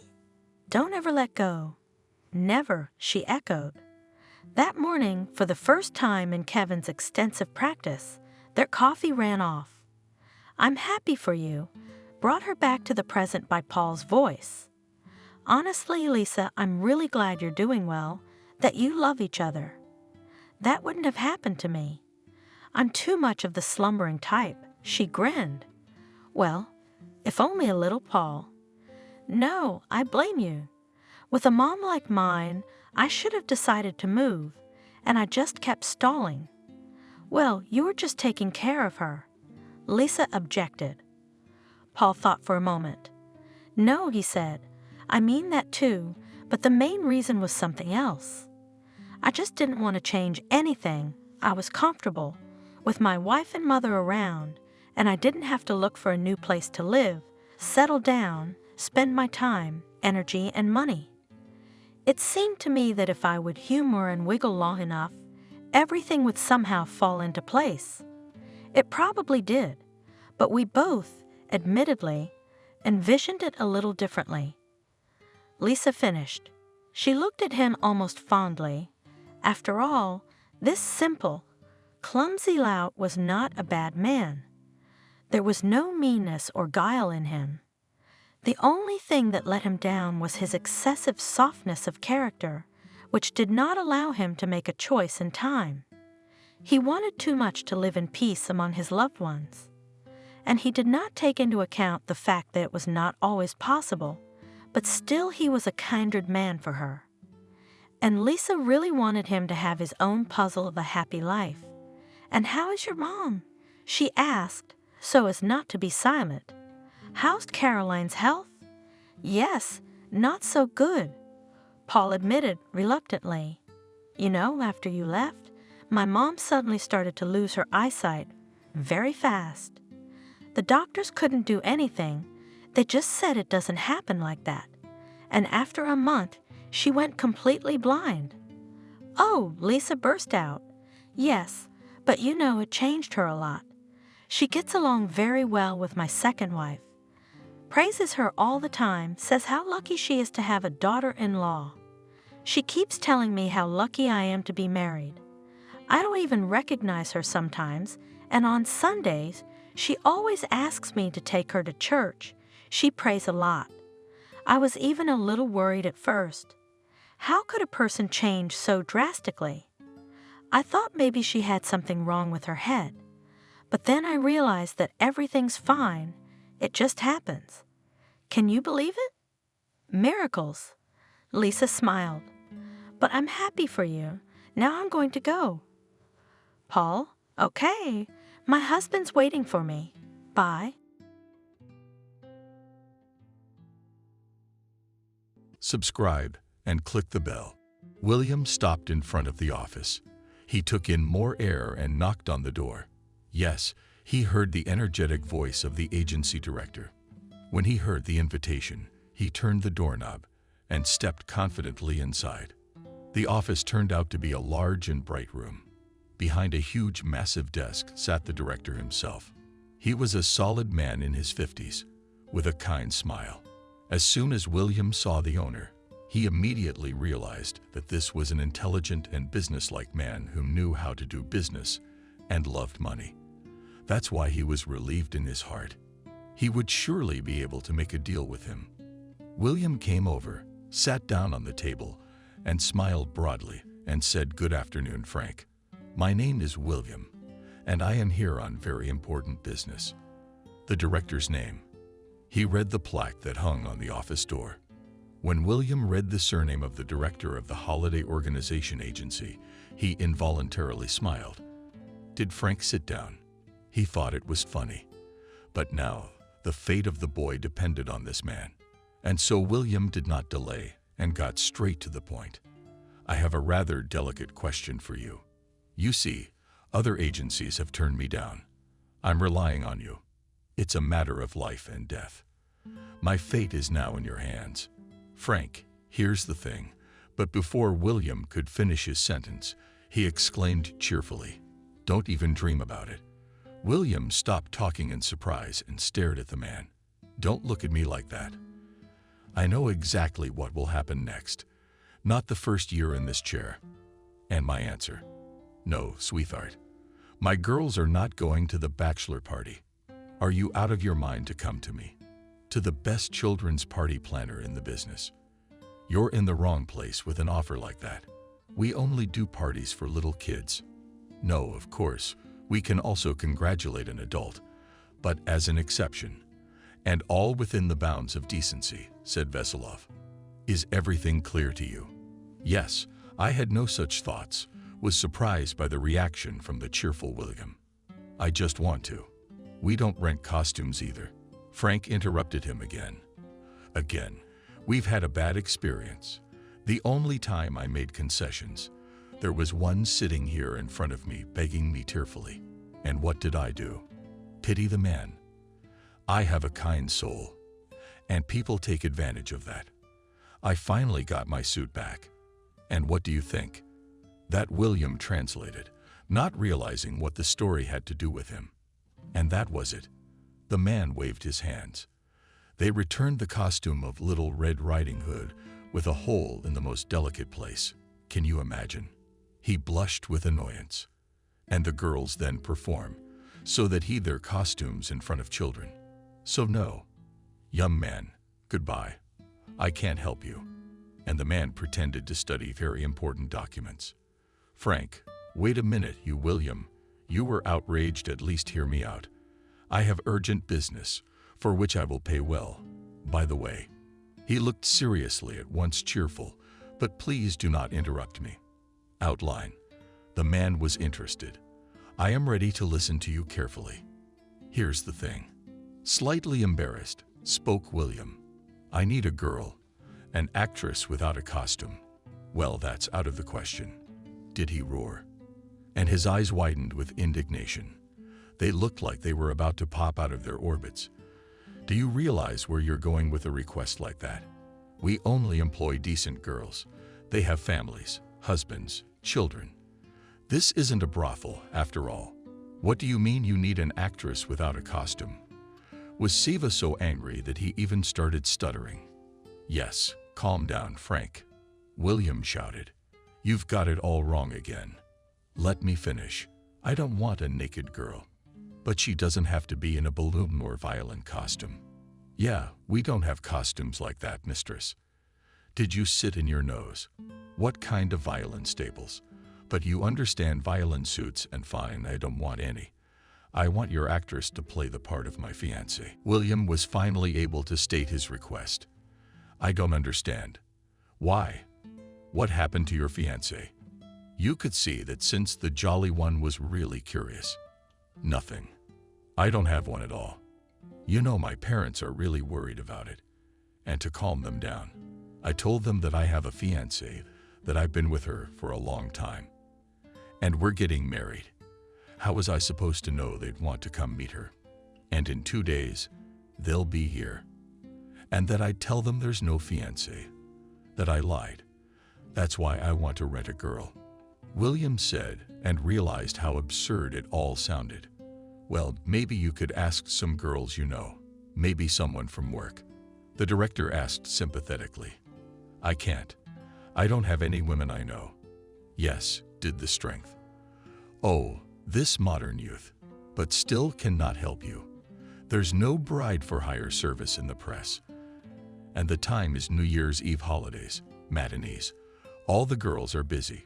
We don't have any free ones, as they say. You know Christmas. Well, please, Frank, think about it. I'm prepared to pay very well, really very well. Trying to persuade the cheerful William, a flame of greed lit up in the headmaster's eyes, but quickly faded, and he said in a firm, non-accepting tone, I wish I could help you, but I can't. I'm sorry, and good day to you. Of course, from the cheerful Frank was very fond of money and would be only too glad to earn some, especially on Christmas Eve. But he was afraid that this young man might be bribed by competitors who wanted to ruin the reputation of his fine agency. Frank glanced again at the visitor, who continued to sit back in his chair, and begged to look at him some more. And I repeat, I say again, there is nothing I can do to help you. Goodbye. William sighed and walked out of the office, immersed in his thoughts for 2 days, and his parents would be in his apartment eagerly awaiting to meet his fiancée. But he didn't have a fiancée or even a girl he knew. He was walking down the corridor and thinking how to find a way out of this difficult situation. Suddenly, the door opened abruptly in one of the offices. If William did not dodge, it would definitely crack him on the forehead. And a pretty miniature girl flew out of the room. She was in such a hurry, it turned out she couldn't see anyone in front of her. The young man said grudgingly, actually, it is possible, and more attentive. The girl took the phone away from her ear and whispered, for God's sake, sorry, and then returned to the conversation. How can it? You're a cab, which means you don't have any cars available. Let me pay double the price. I need to leave urgently. Do you understand or not? It's very urgent, very urgent. No, I can't wait half an hour. She listened and looked at the phone for a few more seconds and said angrily, what am I supposed to do if you don't have cars? What kind of day is this? Everything is upside down. After all, I was standing next to him the whole time listening to the conversation. Suddenly, he suggested, let me give you a ride. It's a long way. And the guy did not have time to finish the sentence because the stranger grabbed him by the arm and dragged him to the exit of the building. God sent you to me. Please, young man, just take me. I'll pay you. It's very urgent. William didn't even resist. Only on the porch, said the girl. Wait, first of all, let go of my hand. I need to get my keys. And secondly, where do you have far to go? Not at all to me. There's a kindergarten 2 steps away from the bus stop, you know. That's where I'm going. William was surprised. The stranger seemed too young to have children. Maybe a nephew. Why do you need a kindergarten? Asked the boy. She looked at him with a surprised look, but answered, my son called from the kindergarten. Liam has done something wrong again. I have to run, sort it out. About the territory. My name is Kathy, by the way, the girl said suddenly. I'm William. Nice to meet you. Without taking his eyes off the road, the boy said, oh, William, here's the garden brake. Kathy shouted so loudly and so unexpectedly that William braked sharply. Kathy, what are you doing? We could have had an accident. He shook his head. Sorry, it's nerves, the girl said. Every day there are some problems, you know. What about your husband? Doesn't he help you at all? But I don't have a husband. Kathy took a deep breath and got out of the car. Thank you. You've been a great help. How much do I owe you? Oh, it's nothing. Nothing. William hesitated half a word when he saw that his passenger was already running towards the kindergarten door. So of course, she couldn't hear him. The guy was surprised at how nimbly she ran in her high heels, paling him on the sidewalk, jogging passersby. William had already started the cars, was about to move off, as suddenly the phone rang, called from work. So the man long and hard explained to his colleague where to find the necessary documents. And then he also took the same amount of time to find out why these papers were needed at all.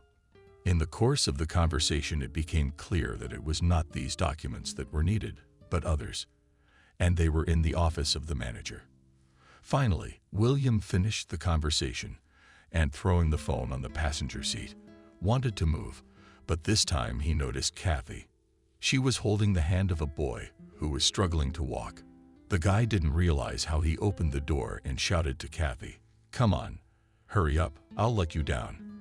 The girl began to look around, not realizing what was calling her.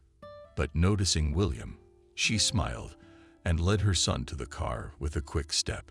"You're still here. I thought you had already left," the girl said, surprised. "No, I didn't have time. I was on the phone for a long time. And then I saw you coming back." The guy smiled, trying to see the boy in the rearview mirror. There was something about the kid's face, so William couldn't help but wonder, what's wrong with the kid's face? "He's just a little dreamer," he said of Kathy with a strange intonation. "What do you mean?" I asked in surprise, you see. And only now I saw the boy's face. It was streaked with green. Not all of it, though. Only his cheeks, chin, and forehead were covered with a hat. But from under it, a few more stripes of the same color could be seen. "Well, handsome," said William, barely restraining a smile. But when he saw Kathy's displeased look, he tried to be serious again. "So what happened?" he asked. The girl only opened her mouth to answer her, interrupted by the little boy. "Uncle, do you really like it? I don't pronounce it a little." Words mumbled the boy. It was obvious that he wanted to say something else, but his mother looked at him so sternly that Liam immediately changed his mind. "And what happened was that Liam found the markers with displeasure," said Kathy with the word educator. She was distracted for a minute, and in the minute he managed to color himself. But that's half the trouble. And here's what the parents of the two girls who were also waved all over their faces with markers have to say. I'm even afraid to imagine where he found them. William wondered. The girl sighed and said, "I don't know. I only know that the markers are alcoholic and it will be quite difficult to wash it all off. And it's on the eve of a matinee. Snowflakes with battle green coloring," said Kathy, and involuntarily smiled Liam. Seeing that the mother picked up and smiling, hugged her neck, and said, "You do not worry, they will be the most beautiful. It's a costume, Christmas trees. Look at me." And he pulled away from his mother so she could get a better look at his creation. "See, the green ones are the branches of the Christmas tree. And the toys Janet didn't have time to draw me, and I drew them all flowers and balls. You know, it's beautiful." Kathy, looking at his son, only covered his mouth with his hand and slowly shook his head from side to side. William, driving the car, was laughing because he couldn't hold back any longer. "We'll talk to you at home," Kathy said, and looked at her son sternly. "Kathy, tell me the exact address." The girl named the street and the houses.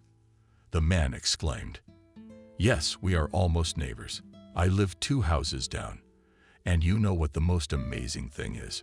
He looked at the girl in the rearview mirror and, meeting her questioning gaze, continued, "I've never met you before." She was about to reply, but her phone rang. "Yes, David." "No, I'm sorry. It slipped my mind. Can I do it tomorrow?" "But David, I got it. I'll be there soon."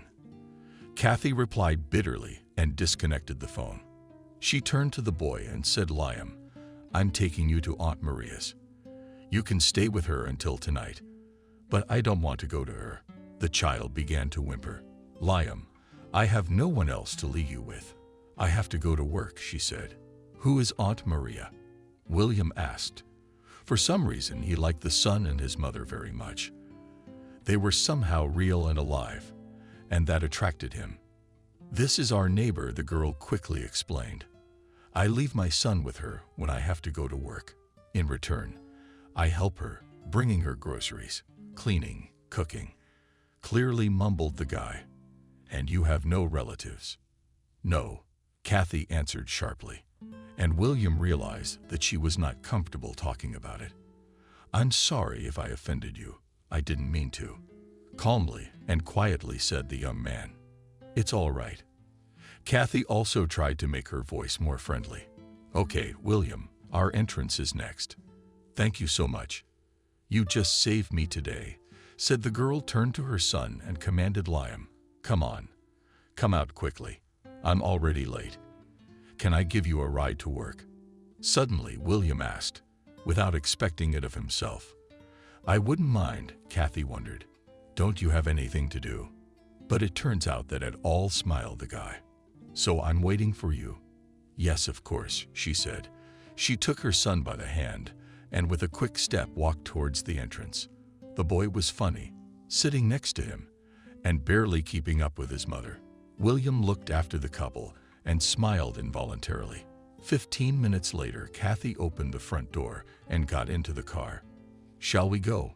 Unless, of course, you've changed your mind. No, of course we're going fast, William said. Back to where we met you. She remained silent and just nodded, leaning back in her chair and covering her eyes. But William couldn't drive in silence. He wanted to find out as much as he could about Kathy. So he asked, "What do you do for a living?" She hesitated for a moment. The question stumped her, but she soon answered. To be honest, it is difficult for me to answer this question unequivocally. Actually, I'm an accountant at David's firm. But that's officially. And unofficially, I am a secretary and cleaner and sometimes even an animator. She said and sighed sadly. How is it an animator? Surprised William. I think you came out of the office of the cheerful director of the holiday agency.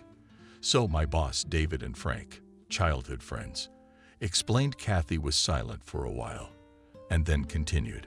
Sometimes when the fun one has a problem with the animators, my boss kind of rents me out. So here I am entertaining the kids in different costumes. She was quiet again for a minute. What did you do of the fun stuff? Did you want to book a party? To be honest, I don't recommend using his services. His girls don't drink much. He skips out. And they might steal something. No, we didn't have a deal. I had a rather delicate request for him. The guy said, "What was it?" "If it's no secret."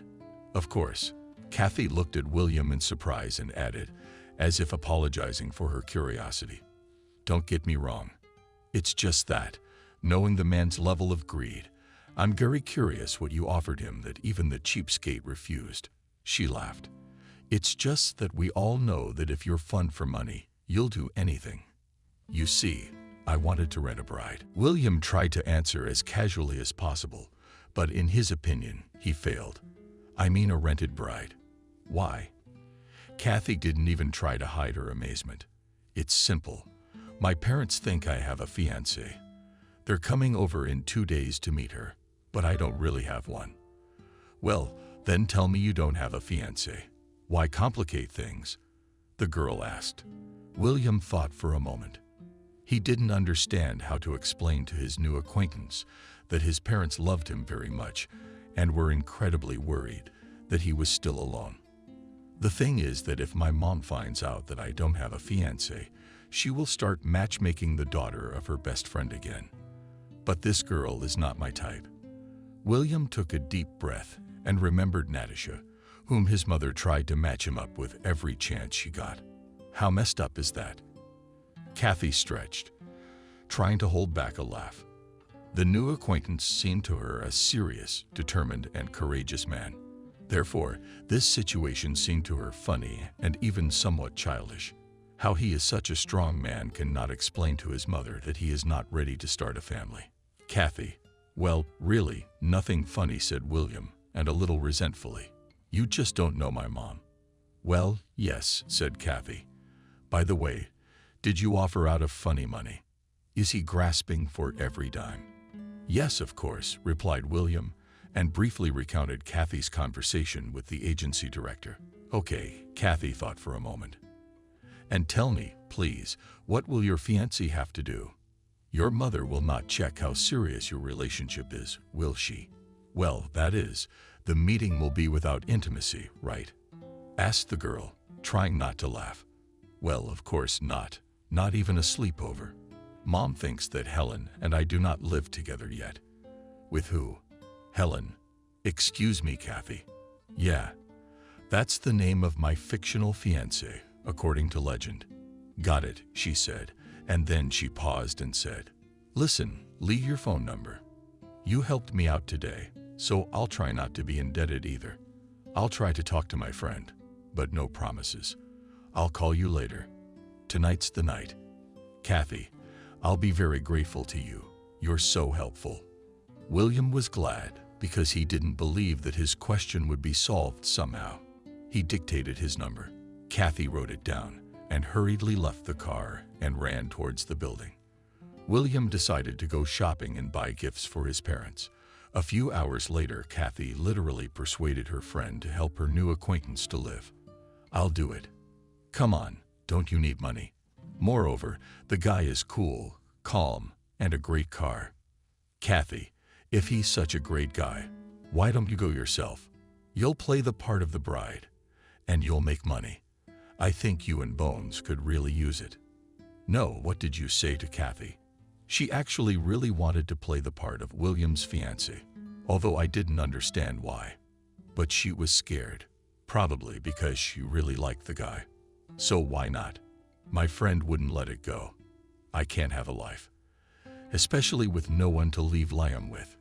Kathy was lying. Imagine, if I come to the meeting with a child, William's parents will definitely not be happy that their future brides already have a son. Why don't you go? You're pretty, he's cute. Maybe it'll work out. Kathy, no, I can't. We just made up with Ben yesterday. Kathy sighed. She knew Nancy loved her boyfriend, but they were always fighting and making up. And if they were in a reconciliation period now, it would be impossible to talk her friend into it. She gave up. Okay. Sorry, of course, Kathy said quickly, hearing the menacing expression in the receiver. I'm really glad you two made up.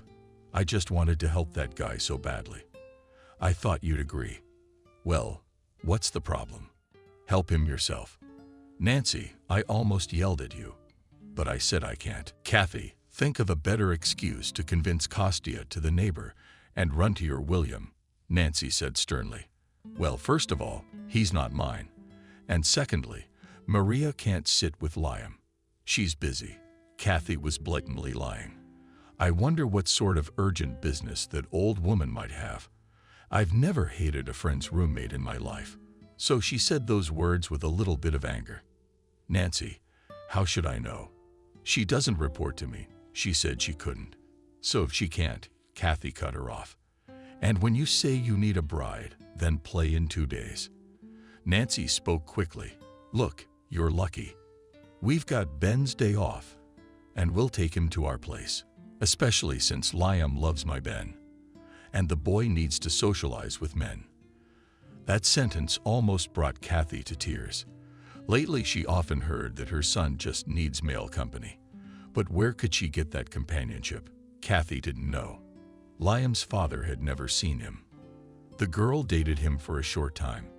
It was her first true love.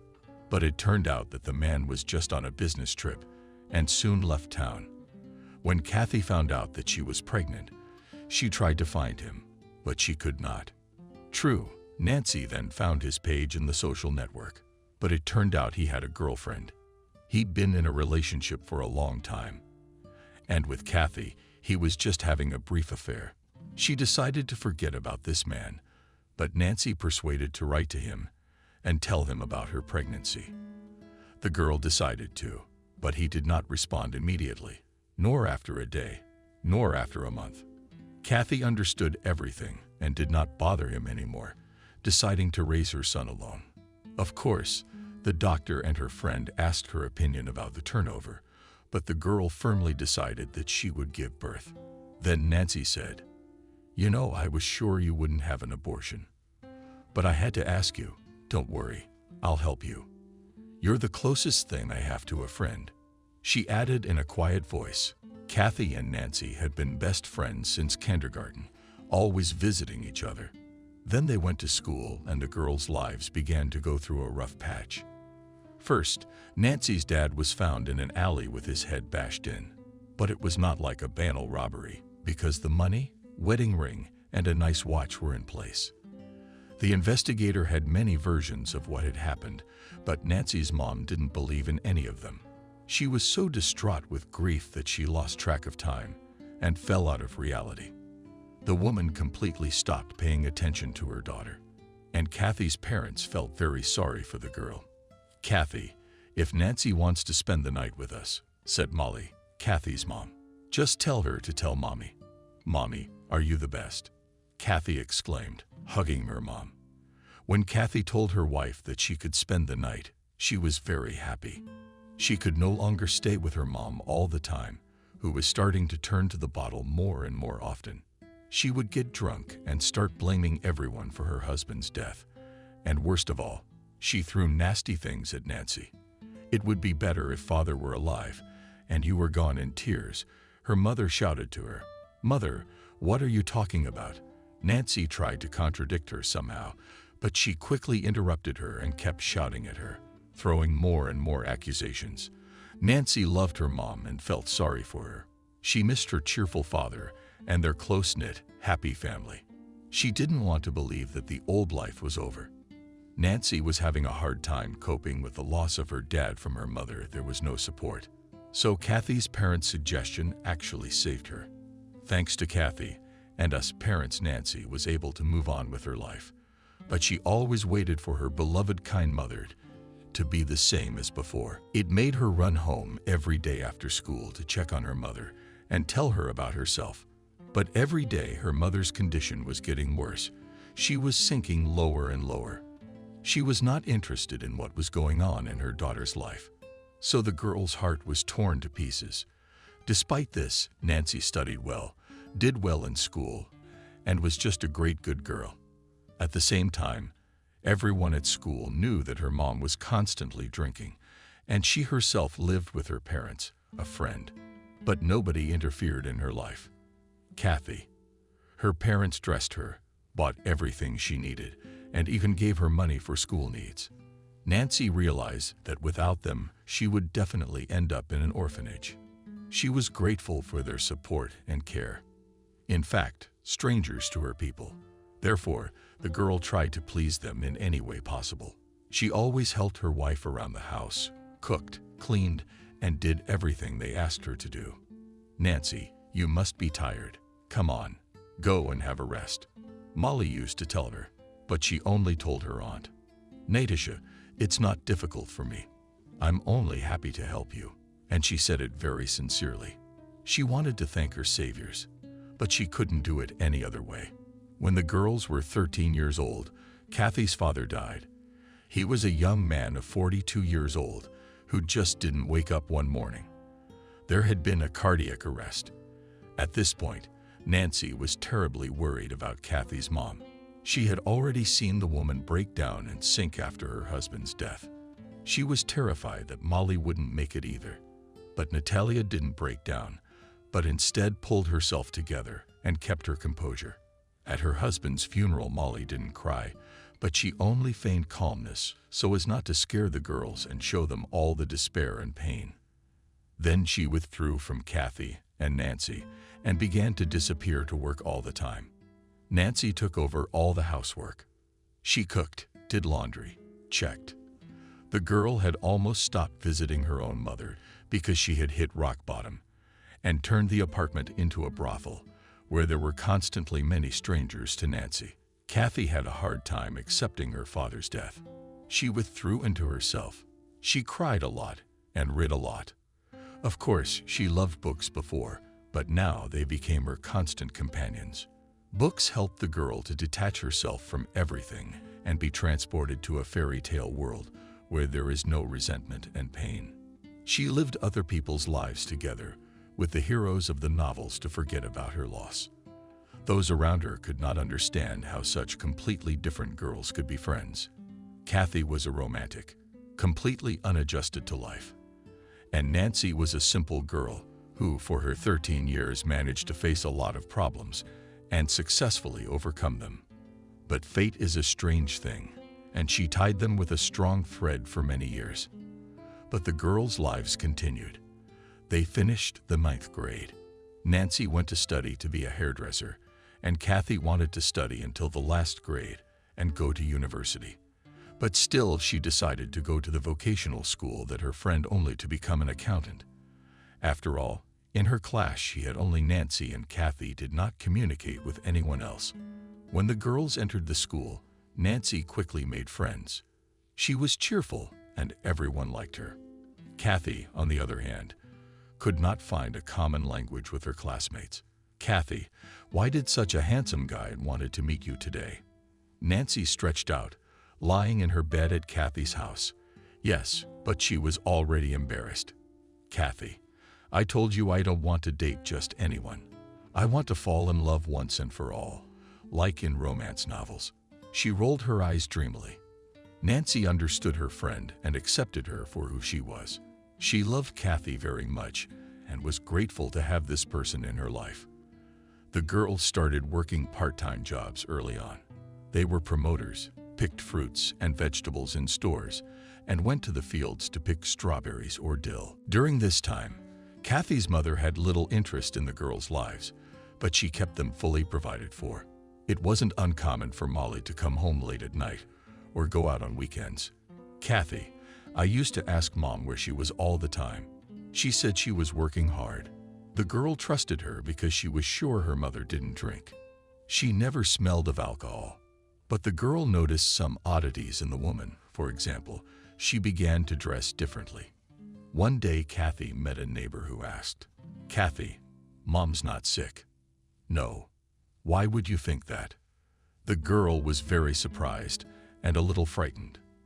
"It's just that I saw her with some people who were all in white, and I thought she was with the doctors," the neighbor answered. And after thinking about it, she added, "Okay, she's not sick, and that's good." Kathy was excited about talking to the neighbor, so she quickly went home. The girl wanted to talk to her mother, but she was not home. In the evening, she told her friend about her worry. "Kathy, be sure to talk to your mother," Nancy said worriedly. "Strange people in white outfits." The girl agreed. She, too, didn't understand who these people in white the neighbor was talking about could be. That same evening, when Molly came home, the daughter started a conversation with her mother. But as soon as she heard about the people in white coats, she immediately became nervous and told her daughter that it was none of her business. "You know I've been pulling you and your friend alone for years. Tell me, do I ask you questions?" "No, you stay out of my business. It's my life, you understand," Mom almost yelled at Kathy. Then she grabbed her jacket and ran out the door. "Mom, where are you going?" Kathy tried to catch up with her mother, but when she ran out into the street, she was already out of sight. "Kathy, I went back to the apartment. On the doorstep was waiting for her upset Nancy." "Kathy, Molly's right. She's been keeping me for a long time, even though she shouldn't. I guess I'm a guest. Let me go tomorrow." "Where are you going?" Kathy was crying. "It's impossible to live at your place. Stay, it doesn't matter. I'll sort it out somehow." "Nancy, don't pay attention to what your mom says. I don't know what's gotten into her. She really loves you, and she's glad you're staying with us. Don't leave me, Nancy." Kathy cried harder than ever. "That's it. Just don't cry." Nancy put her arms around her friend and began to stroke her head. "I'm not leaving you. I'll talk to Mom tomorrow, and we'll work things out through the tears," the girl said. They talked most of the night and fell asleep only towards morning. They wondered what would happen in the future, dreamed, and in the morning they quickly left for college. The girls were not worried that Molly did not spend the night at home. It had happened very often lately. But when they came home from school, they sounded the alarm because Kathy's mom was still not home. "Nancy, is it just me, or did Mom never come?" Kathy stretched out. "Yes, I think she never came either." Nancy had already gone to the kitchen and noticed that nothing had changed there either. There were dishes in the sink from the morning. No one else had eaten, and the fridge was untouched. Kathy did not answer her friend. She quickly ran to her mother's room. The bed had been dispatched. All the things were in their places.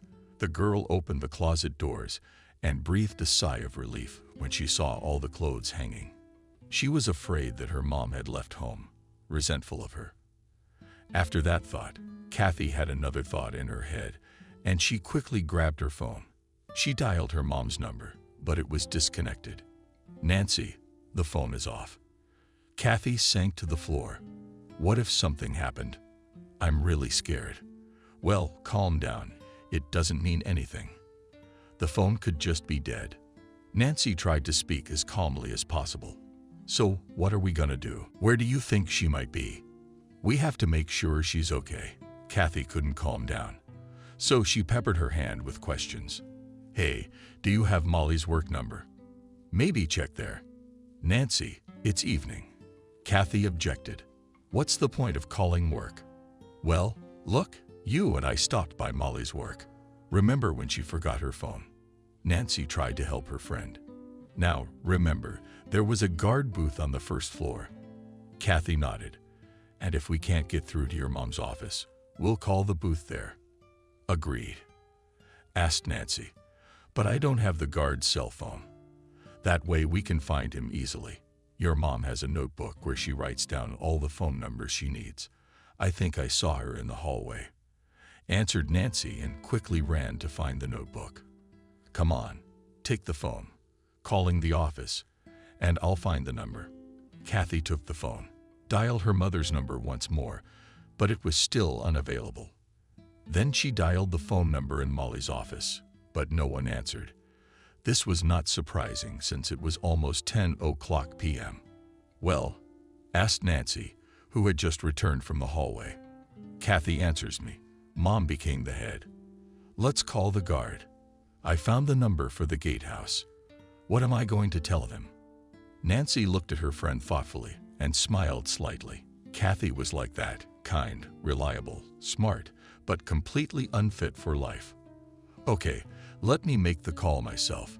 Nancy picked up her phone and started dialing the number of the walk-in from her notebook. After a couple seconds, she heard a stern male voice. Hello. Nancy was startled by the man's gruff tone, but she quickly pulled herself together and said good evening. This is the builder. That's right. Is the office closed now?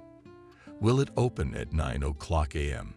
The security guard said quickly and was about to hang up, but Nancy reacted quickly and shouted, wait a second.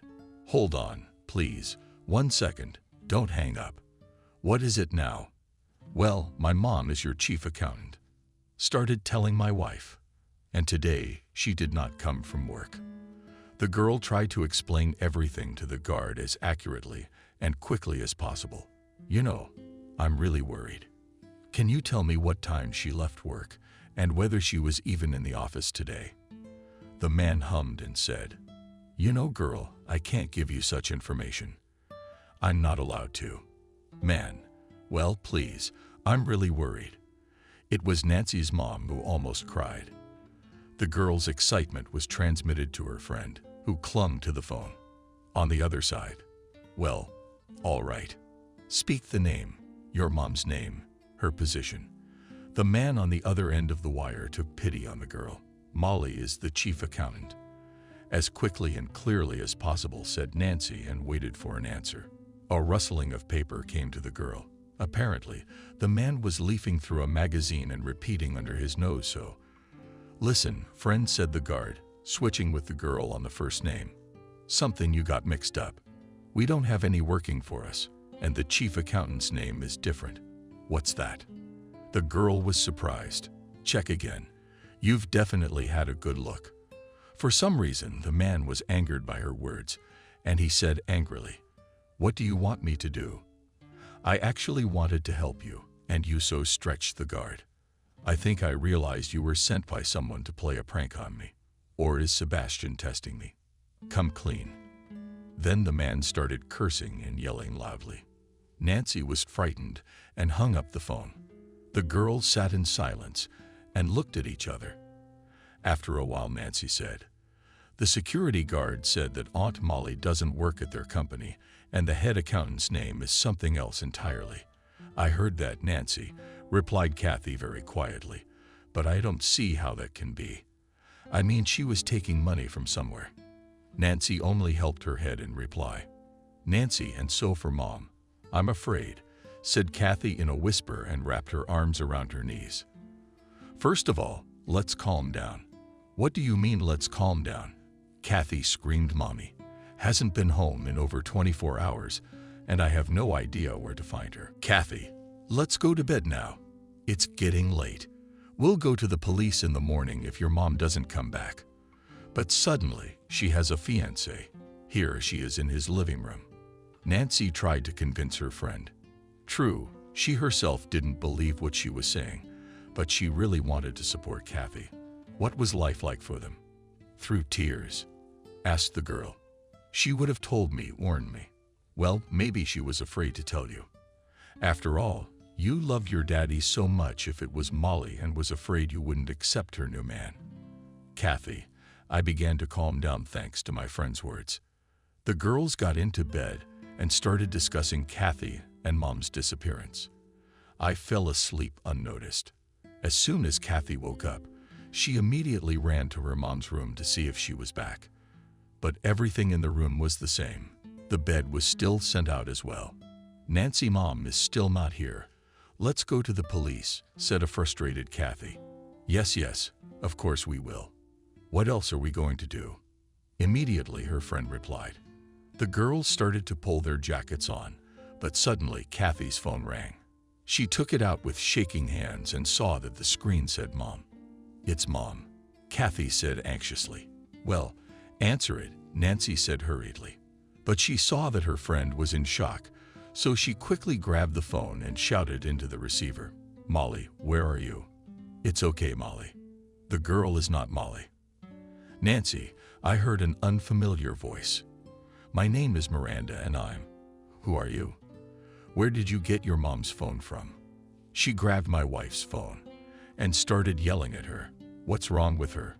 Where is she? Young lady, if you'll be quiet for a while and listen to me, I'll tell you everything. Okay, I'm sorry. Kathy tried to calm down and control herself. My name is Miranda. I'm a nurse at the regional hospital. Tears ran down Kathy's cheeks, but she continued to listen to the woman. Yesterday, a woman was brought to us unconscious and without papers, so we couldn't talk to her or identify her. We recently found a cell phone in her things and just now charged it to the phone. And I found a number that's signed as her daughter. So I'm calling you. Yes, thank you very much, Kathy said quietly. That with my mom, they'll let me in to see her now. You see, she's in serious condition. So I can't tell you whether you can see her or not, but you must come to the hospital. We'll expect you in an hour with your mother's documents. Yes, of course, agreed the girl. Well, she is in the hospital with her mother. And with Nancy sprinkled questions, as from the horn of plenty. Yes, in the regional, answered Kathy, and recounted to her friend the whole conversation with the nurse. Well, what are we standing here for? Get dressed. Let's go. Nancy, I handed Kathy my jacket, but suddenly I realized and took off my shoes. What are you doing? Where are you going? Kathy asked me in surprise. We didn't take the papers. The girl quickly found Molly's passport, medical card, policy, and other documents in the drawer. She knew exactly where the papers were.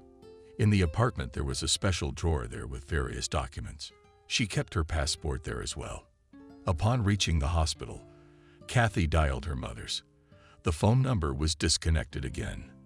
The girls did not know in which ward Molly was lying, so they had to spend a lot of time to find out. When they found out, it was too late. Kathy's mom had died without regaining consciousness. Upon hearing this news, the girl froze. She couldn't scream or cry. She just sat down and stared at one point. The wife did not understand how to support her friend, what to say to her, how to find the right words, and what could be said to give a person hope when he lost his closest and dearest soul. She just sat next to her friend and put her arm around her shoulders. A short time later, the girls learned that Kathy's mom had thrown herself in front of a truck in an attempt to commit suicide. The driver reacted quickly and managed to swerve to the side, but still hit Molly tangentially, and she flew into the guardrail. Then the truck driver called an ambulance and went with the victim to the hospital, but the woman died. Kathy could not come to her senses and could not understand why her mother had done that. Neighbors whispered behind the girl's back. Some said that Molly was in a cult, others that she had gone crazy after losing her husband. When her mother died, Kathy had a difficult period.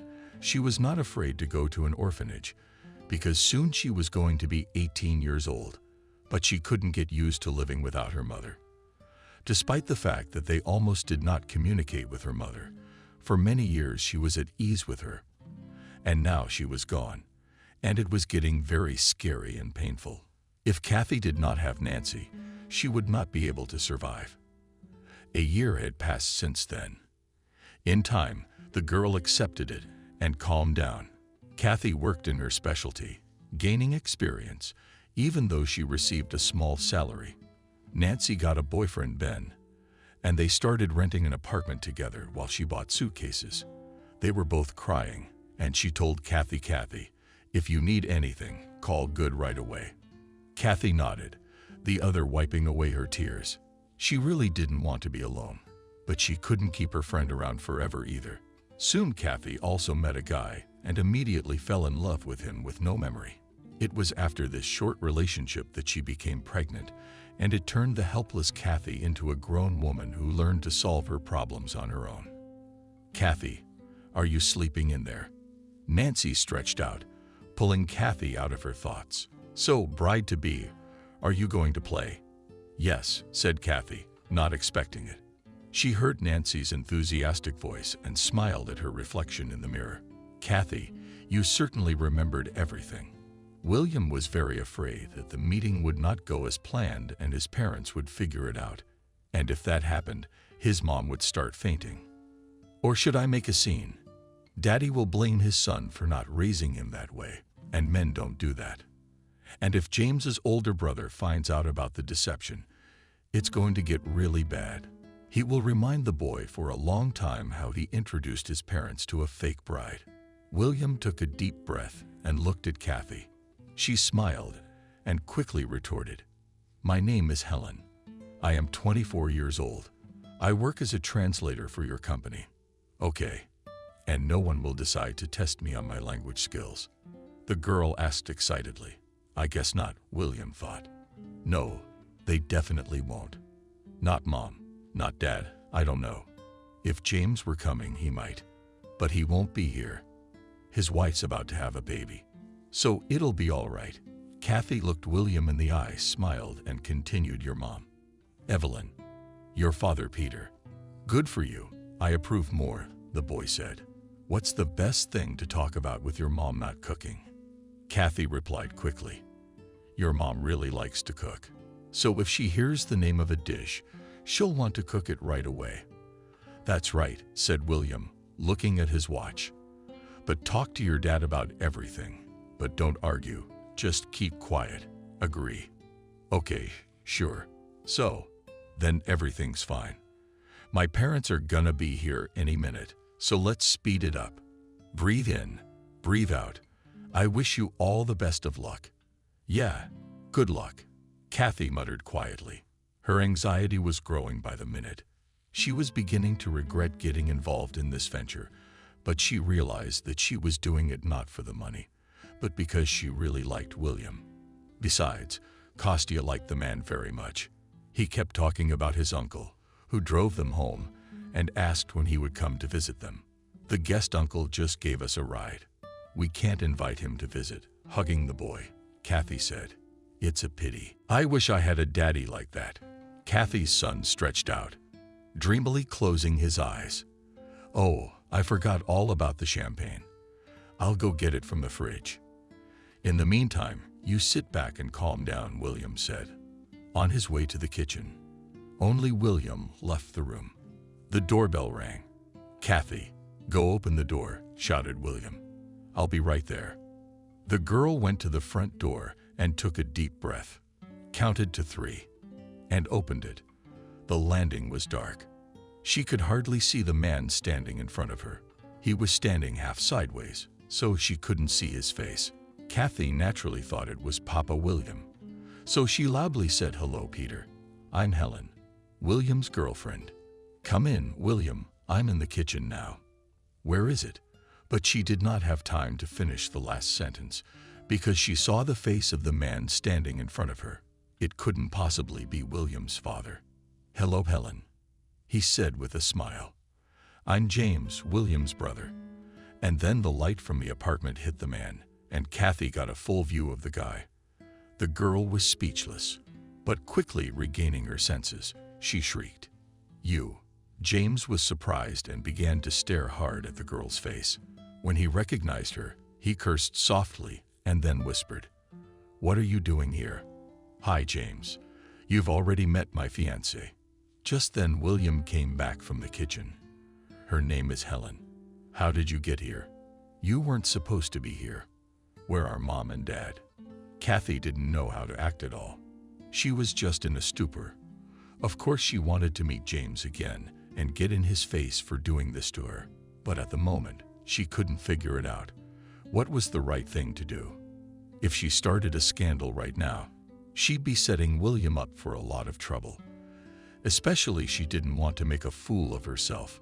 James, too, was out of it, unable to control himself, gave Kathy a stern look and turned to his brother and said, "I'll tell you later how I got to you, but for now you go downstairs and help your parents with their suitcases, and you carry their things.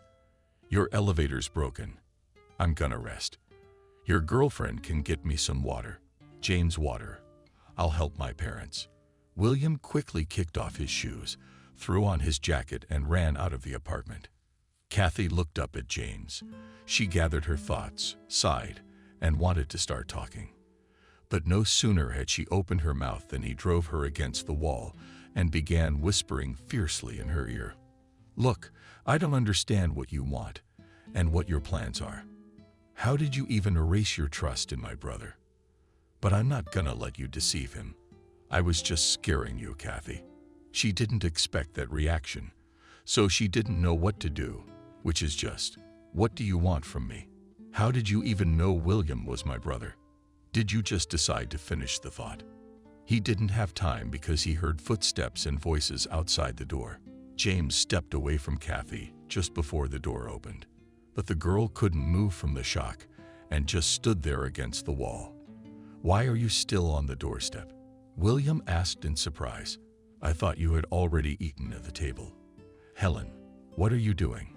What's the matter with you?" "James, are you scared? Don't worry about it. It's only at first glance." Formidable tried to joke William, trying to spank the girl from the wall. "Yes, it's all right," James said cheerfully. "We just had a deal." Helen was so interesting. "How did you two meet?" "Hello, Helen. Will you tell me how you met the wall?" Evelyn intervened. William's mother had already disrobed and undressed. She took Kathy under her arm and led her into the dining room. The girl was very confused, but she tried not to show it and answered all the questions. William's mother. William did not understand what was happening to Kathy, but he could not get his head around it. His father and brother, right from the doorstep, started pouring out all the news and telling him what interesting things had happened on the way when everyone sat down at the table. The boy tried to ask Kathy what had happened to her. He whispered, "No one has seen it yet." "Kathy, what's wrong with you? Did something happen?" "Yeah, I'm fine." The girl tried to smile. The atmosphere at the table was beginning to irritate. Peter was making a lot of jokes. Kathy laughed at his jokes and answered a lot of Evelyn's questions in parallel. The girl seemed to have calmed down, but she tried not to look at James. True, he himself tried to get on her nerves as often as possible and asked her stupid and sometimes hurtful questions. She paid no attention to it. But William was getting very angry. "James, I don't understand what's wrong. Why are you always clinging to the line? Honestly, I would have thought you liked her if you didn't have a pregnant wife." "I couldn't take it anymore," William said. "Well, why wouldn't I?" "Maybe I did," James grinned. Everyone fell silent, and there was an awkward pause. Evelyn decided to lighten the mood and began to tell interesting and funny stories from William's life. "Imagine," Helen calmly said, "Mother Vida, When Patenka was very small, he, "Oh, Mom," carelessly tone, said James, interrupting to describe the writing mother.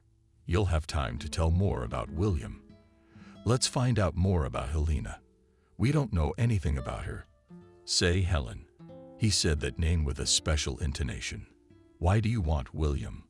What's so special about him? And we're all curious. Have you ever been married? Maybe you have children." That sentence was the last straw for Kathy. She would have stood for a lot of things, but not that. It was a terrible bullying on James' part to bring her up with children. So his words made the girl feel very hurt. Kathy jumped up from the table and ran out into the hallway. She hurriedly tightened her jacket and tried to fasten it. She couldn't do the latter.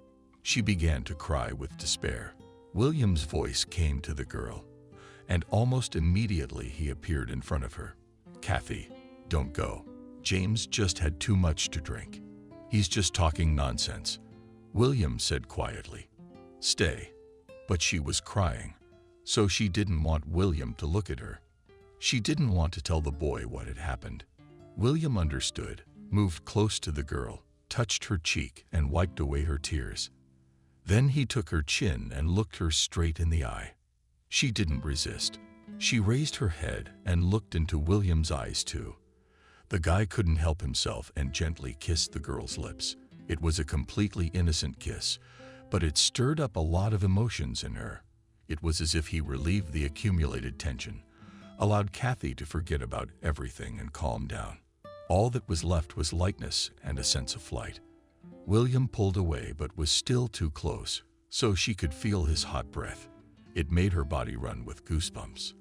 "Please don't go away," William said quietly, in a husky voice that noted the striking notes in it. "After all, I'd better go." The girl tried to come to her senses more quickly and convey confidence in her voice. "You, apologize for me to my parents. Tell them I got sick. You have a good mom and dad. I don't want to hurt them, especially since I've already played my part. I gotta go." While the girl was afraid to change her mind, so she quickly turned around and already went out into the entranceway. But William suddenly said, "No, one thing I definitely will not let you go. Wait, I'll warn my parents and see you off." She did not argue and was rolled against the wall in the entryway and began to wait for William. Through the open door, the girl could hear William saying something to his parents. His mother's voice reached her, arguing and speaking in a slightly annoyed tone. "We can all go now," William said as he stepped out into the entryway. He was already dressed. Yes, the guy and the girl walked out of the entryway in silence, but William wanted to know what had really happened, so he tried to start a conversation. "If you want, can we call a cab?" he asked. "I'm not going to drive. You know, I've been drinking, but let's walk. I need a breath of fresh air. James hurt you. To be honest, we don't understand with his parents what's wrong with him today. Maybe something happened. He's not making any sense at all. What's he saying?" Kathy asked quietly. She realized that William's brother could say some nasty things about her. Of course, she knew that she and William had no future, but she didn't want the guy to treat her badly. She liked him a lot. "Well, for example, when I was leaving, he said, 'You're cheating on all of us. Anyway, James thinks you're not who you say you are. Pull the William.' You know, he said it so confidently, like he knows you're not my girlfriend. Because he does know."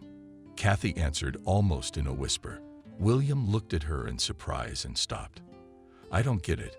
How could he possibly know that? Do you know him?" Kathy didn't want to answer, so she just kept quiet. But the guy didn't relent and kept pelting her with questions. "Well, why didn't he just say that you two knew each other? Was there something between you two?" "Because wait," the girl touched up to the guy's shoulder to reassure him. "I don't really think your brother wants you to know that. We didn't have a very pleasant encounter. I'm sure he's regretted a bunch of times that your dad's car broke down and he had to come over," Kathy said. "After all, I'm right that if your dad's car hadn't broken down, James wouldn't have come and recognized someone posing as your fiancé. If it hadn't been for that accident, None of this would have happened. Kathy tried to gather her thoughts, at which point William said, "Kathy, why didn't he just pretend he didn't know you? As I recall, you didn't throw a fight at him. Or did I miss something?" "Of course not. I didn't lash out at him. I was actually shocked when I saw him. I'd be less surprised if it was like Brad Pitt." "Why Brad Pitt?" The guy smiled slightly.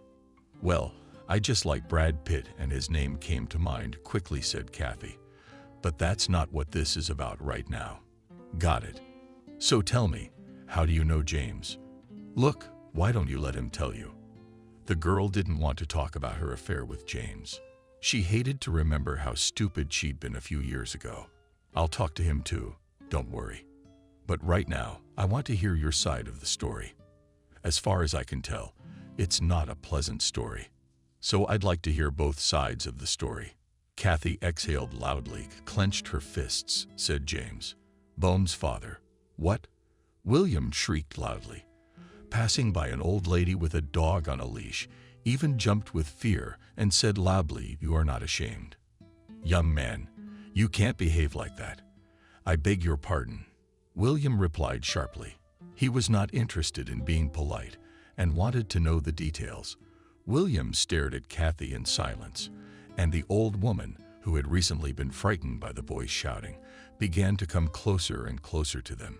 She was curious as to what they were talking about. Kathy noticed this and relented. The woman with an annihilating stare.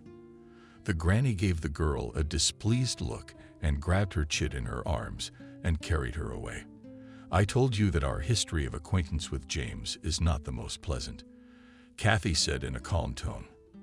"But I didn't expect this, either," said William, who had recovered from the shock. "But I don't understand how. How can he be the father of the bone? I mean, he lives in another city and doesn't come here. There's just no way." The guy started to shift to screaming again. He was having a hard time keeping his cool right now, and there were many reasons for that. He liked the girl so much that he even wanted to ask her out on a date or invite them and their bones, for example, to the circus or to the Christmas tree. What the guy found out changed everything. He did not know how he should act now, how to behave. And in general, the news that James has a child, which he does not bring up, was in itself shocking. For William, his brother had always been an example and authority. But such an act held James back in William's eyes. William had always wanted to look up to her older brother. James was a cheerful, athletic build with great ambition. But the fact that he abandoned his own child undermined James' authority completely. "I mean, I just couldn't believe it." "You didn't tell me how we met," the guy reminded him. He was afraid Kathy would go home now, and he'd never find out. "I literally fell at his feet quietly," said the girl. "Well, how about a little more detail?" They were almost at Kathy's house, and William began to realize that she was just stalling and didn't want to say anything. But he couldn't just let her go. "My friend Nancy asked me out on a double date. Her boyfriend Ben was supposed to bring his friend." The girl started the story. "She'd been wanting to set me up with someone for a long time, but I hadn't said yes. That day, I finally gave in." Kathy sighed heavily. "We went to a club, and this guy at the club had a few too many drinks and started hitting on me. And then he dragged me to the bathroom. Well, you know what for." "Freak," William gritted his teeth. He was terribly angry at the girl's story. His face was twisted with anger. "Yes, I agree with you." "Kathy," I couldn't see William's face because it was already dark outside, so she didn't pay attention to his condition. "That's what I told him then, and then I decided to leave. Nancy wanted to walk me out, but I said I'd call a cab. And I wanted to walk. I was wearing terribly uncomfortable shoes, long stilettos, so it was very difficult for me to walk. I almost made it home though. And I was just passing that store." Kathy turned around and pointed William toward the store they had just passed. The boy nodded as a sign that he understood. "My heel got stuck between the tiles. I twisted my foot and started to fall. James was just coming out of the store, but of course I didn't know that was his name at the time. So he helped me up and offered to walk me home, Kathy said. And William just listened silently. He walked me home, and we stood talking for a long time near the driveway. Then Ben offered to have coffee, but I didn't invite him in. He walked me out, and we stood chatting for a long time. Then James offered to have coffee, but I didn't invite him back to my place. So we went and got takeout coffee and went back to the driveway. We chatted some more, and I went home. Then Ben called me, asked me out. We went to a movie, then to a cafe. And so began our brief romance. The girl finished dryly.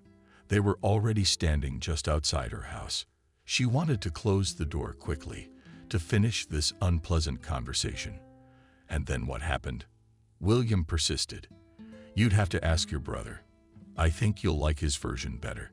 Kathy turned around and wanted to go into the entryway, but William grabbed her arm tightly. Please tell me what happened next.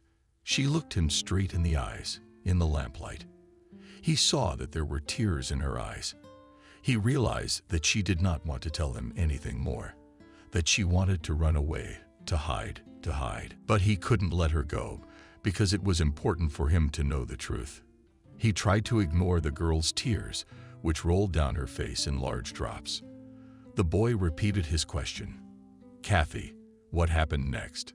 Next, you wondered. What happened next? Shouted the girl and pulled her hand out of the man's hand.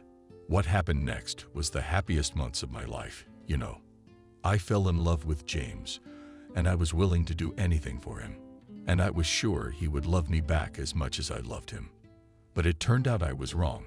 I was so stupid, and he took advantage of it. The girl covered her face with her hands, turned away from William, and cried harder. The boy was silent. He didn't know what to do. He realized that the girl would not go anywhere and would tell him everything. But now he was worried about something else. He couldn't deal with his emotions. William wanted incredibly badly to give in to the urge and hug her. This fragile and helpless girl. He wanted not just to hug her, but to hold her with all his strength and comfort her like a little girl. He would certainly have given in to this impulse if it had not been about his brother, but about some other strange man. But unfortunately, the girl was telling a story about James, so William had to make an effort not to hold her against him right now. He just hid his hands in his pockets where he clenched and balled his fists. It helped a little, distracted him, and calmed him down. And then 2 months later, James was gone. Kathy continued the story. Her voice had changed a lot. It sounded muffled and detached. Tears were no longer running down her cheeks, and her face was pale and frightened. You see, the man I loved just disappeared without saying a word to me. She spoke in a cold voice full of pain. I called him all day, all night, and another day, but he just disconnected the phone. I almost lost my mind. I was afraid that something had happened to him. So I went to the police, but they just laughed at me. They said my lover was just fed up with me. So he disappeared. Do you know what the worst part is? Kathy looked William straight in the eye, that after the words of the police I came to my senses. I started to realize everything. After all, I didn't know anything about this guy I'd been seeing for the past 2 months. I didn't even know his last name or where he worked, for example. William couldn't believe she was telling this about James. He had no reason not to trust Kathy. The boy could see the pain in her eyes as she told her story. William believed her, and he was getting really nasty. So disgusting he wanted to go to the showers to wash the filth off himself. Well, anyway, I was completely depressed. I didn't want to live. I couldn't work. I couldn't eat. I couldn't leave the house. All I could do was lie there and stare at the ceiling. If it hadn't been for Nancy's support, I would have done something to myself. Kathy wrinkled her nose as if her patriarchy was howling at these horrible events. And soon after, I found out I was pregnant. Kathy, I apologize, of course, for that question. Are you sure Liam is James? William said it and immediately regretted his words. Kathy changed abruptly. She looked at the boy with eyes full of hatred. her face twisted with anger. The girl pulled out and gave Veda a ringing slap of evil, saying at the same time, "Male solidarity is right," shouted Kathy. "I don't care if you think your brother is white and fluffy. That's your business. But you asked me to tell you everything. And I told you as hard as it was. It wasn't for me. I'm sorry I met you and agreed to help you. Goodbye." She quickly turned around and ran toward the entryway. "Kathy, wait," shouted William. "I didn't mean that. I'm sorry." But the girl had already run to the entrance and slammed the door behind her. Kathy got to the apartment and opened the door with the key. She sank to the floor right in the hallway and began to sob, as loudly as she could.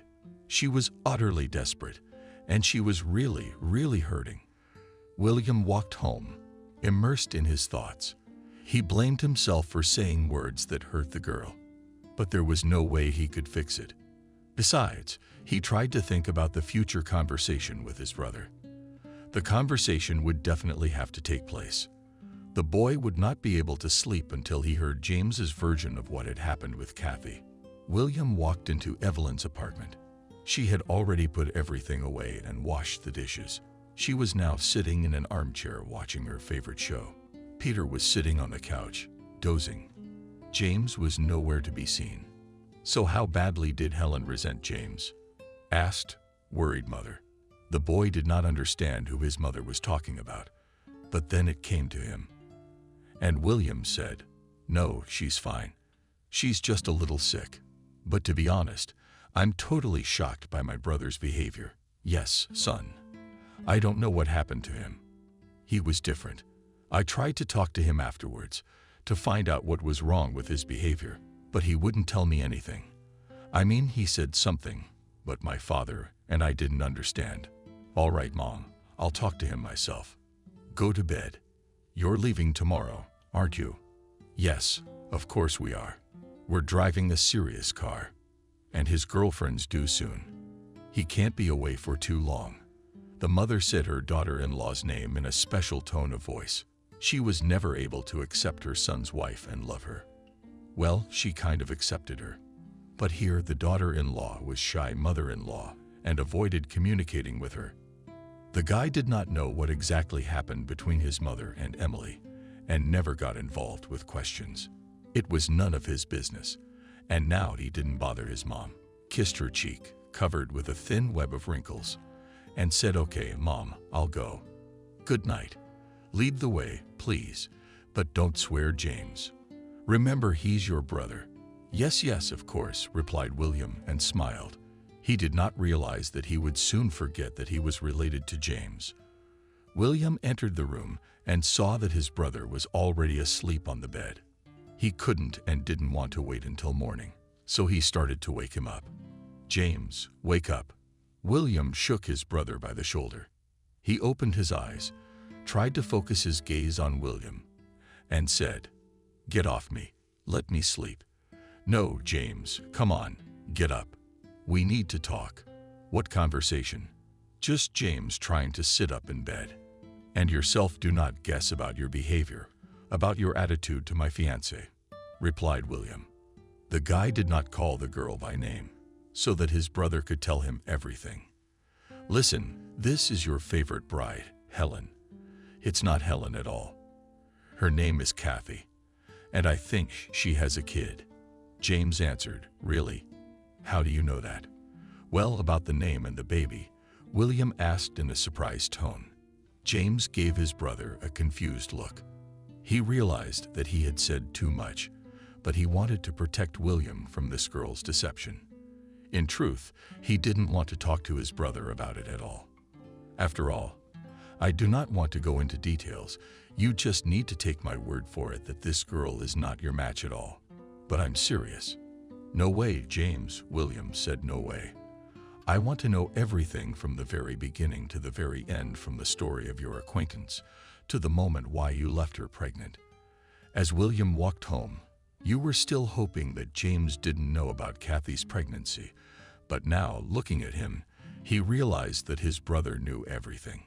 He didn't understand how James could leave her so easily and not be involved in his own son's life. "All right, If you want to, I'll tell you. But I have a condition. James grinned. What's that? Not my parents, not my wife, can't know about this. William thought for a moment, then said, okay, I promise I won't tell.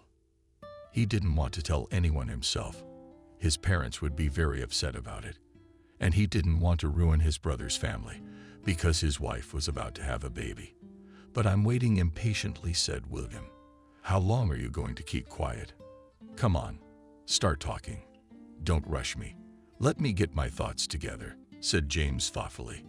I don't know where to start. Well, tell me, for example, where did you meet? And in general, how did you end up in this city? You have no idea, James said with a laugh. You really don't remember. You moved here and bought an apartment. And about a month later, I came to this town. Do you remember when Emily's father opened a branch of the company here and asked me to supervise? I remember, William nodded. Okay, that's taken care of. Now let's get on to getting to know Kathy. Did you know that my introduction to Kathy was your fault? James smiled. If it hadn't been for you, I never would have met her. I don't know what you mean, my fault. But it was you who sent me to your apartment late at night to check on the repairs. That's the day I met Kathy. William remembered that when his brother had come to visit, he had actually asked him to check on the apartment several times.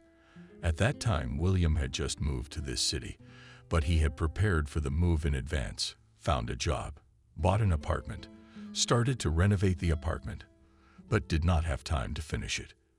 The company management demanded that he go to work, so William hired a team of builders, and they began to finish his initial repair. The guy himself stayed in rented accommodation for the time being. William all the time disappeared in the office, so there was no time to check the work of the masters.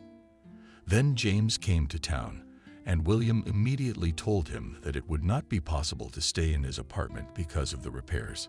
During the time James was in town, William only met him a few times, but James often checked his brother's apartment at his request to keep an eye on the workers. One day, William asked James to check on the apartment late at night. He got a call from a neighbor telling him that something was going on there. Loud music was playing, girls were laughing, and a speaker was working. This alarmed the neighbor, so she called William just to warn him. After all, I couldn't get away from work, so I asked to check my brother's apartment. Apparently, that's the day he met Senia. But what did you remember? James smiled, watching William's reaction. He nodded.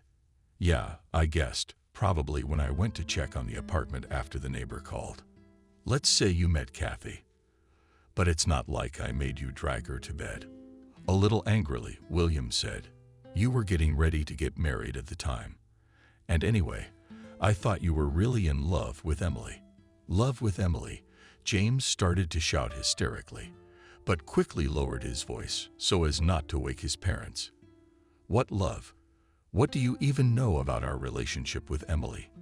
I myself have never understood why you with this girl talked, William, who always hid his attitude to his brother's chosen one. No, she's certainly a beautiful, showy girl, but it's as if she has no soul in her. I remember that you never showed any sympathy for her. So you were surprised when you decided to get married. Surprised? James stretched out. Why did I suddenly decide to go out with her? I didn't have the wit. William shrugged nonchalantly. It was strange to him that his brother was talking to him that way, and that there was so much irritation and anger in his voice. The longer the brothers talked, the more questions William had.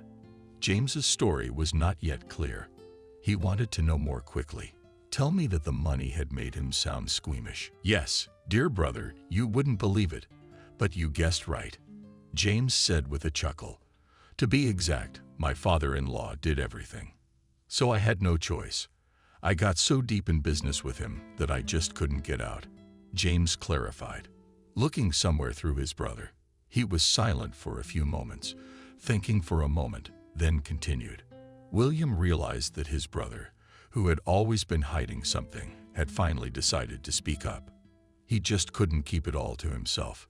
James remained silent for a few minutes, thinking, gathering his thoughts, and then continued again.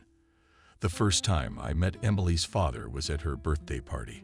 We were at her house. There were about 15 people there. At one point, Emily's dad came over, and the guys started going home. It was just me, Emily, and about 4 other people. He saw us drinking, but he didn't say a word. He just sat down at the table and asked for a clean plate to eat his dinner. I wanted to leave too, but the birthday girl tearfully asked me to stay. So, giving in to her entreaties, I stayed a little longer. James said in a calm voice, and then exclaimed, "I was a fool. If I had left, my life would have been very different." James. "Oh, don't give me that." William waved him away. "As usual, you have everyone to blame but yourself." The boy didn't even try to hide his irritation. It hurt him that the image of the perfect older brother was crumbling before his eyes. And he was also disappointed that now their relationship with his brother would forever change for the better. William was sure of it. "Okay, look, why don't I just leave it at that?" James grumbled unhappily. He'd hoped his brother would be supportive. But William wasn't going to sympathize with him. So James went on with his story. "Okay, Nick's presence made us a little uncomfortable at first, but as time went on, we relaxed. Emily's father talked to us, asked us all kinds of questions, and we answered him. The conversation was quite relaxed. He asked me where I was going to go to college. At first I didn't want to answer, because I was sure that I wouldn't be able to get into the university I dreamed of. But Nick wouldn't back down, so I told him everything. He grinned strangely and left the room. And when he came back, he had a sheet in his hand, on which he asked me to write down my information. Name, phone number, the date of birth. I did as he said, and gave the sheet back. I finally got accepted, and that's when it hit me. That Emily's father helped you get in. William interrupted his brother. "Yeah, sort of," James replied. "To be more precise, I was helped by a friend of his, who was a rector at the university. He and Nick used to go to the sauna on Saturdays. After that, he helped me with my job too." "How? You said you were lucky. You won some competition, and you were offered the job," William said in surprise. "What else was I supposed to tell you?"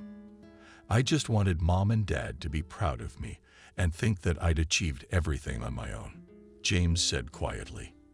"And I was thrilled that I was able to get into the institute of my dreams. Then I got a good, high-paying job. I even started dating a girl, Anna, whom I liked very much. But it was not as easy as I thought." "What do you mean?" William wondered. "I believe that I was just lucky to meet such a kind and influential man as Nick."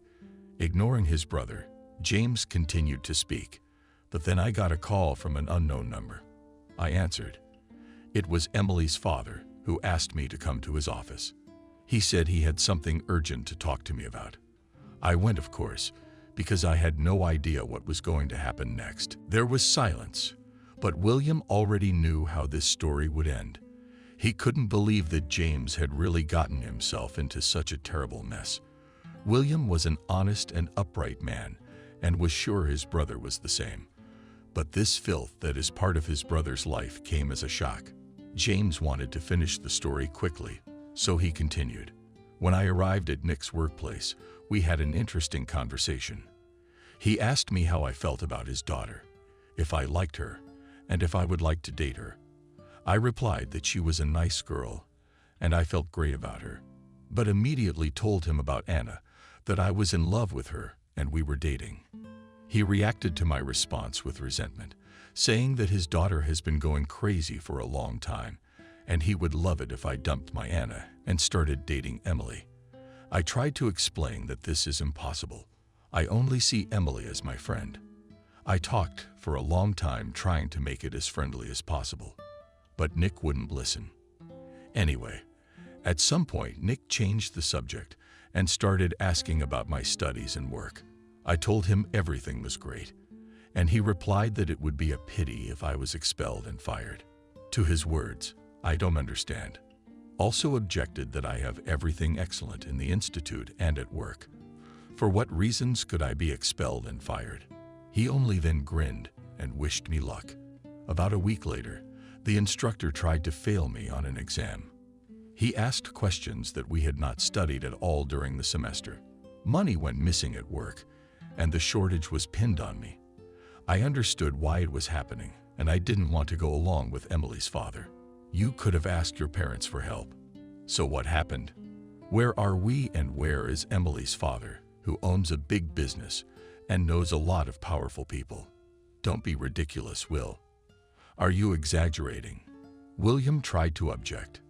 I don't think your father-in-law is as omnipotent as you describe. No, brother, James said with a chuckle. Maybe I'm understating things, but I'm certainly not exaggerating. I didn't realize what an authority figure he was before it either, but now I know what extensive connections and influential friends he has. So do I go on, or are we going to argue? Go ahead. Anyway, after that conversation, I started having problems. I was trying to keep up, and I was torn between my uni job and Anna. When I was almost out of energy, Nick called me again. He asked me how I was doing, how my studies were, how my job was. Asked me to come up to his office again. There he offered to help me, that he could work things out. But in exchange, I had to go out with Emily, and he had one condition.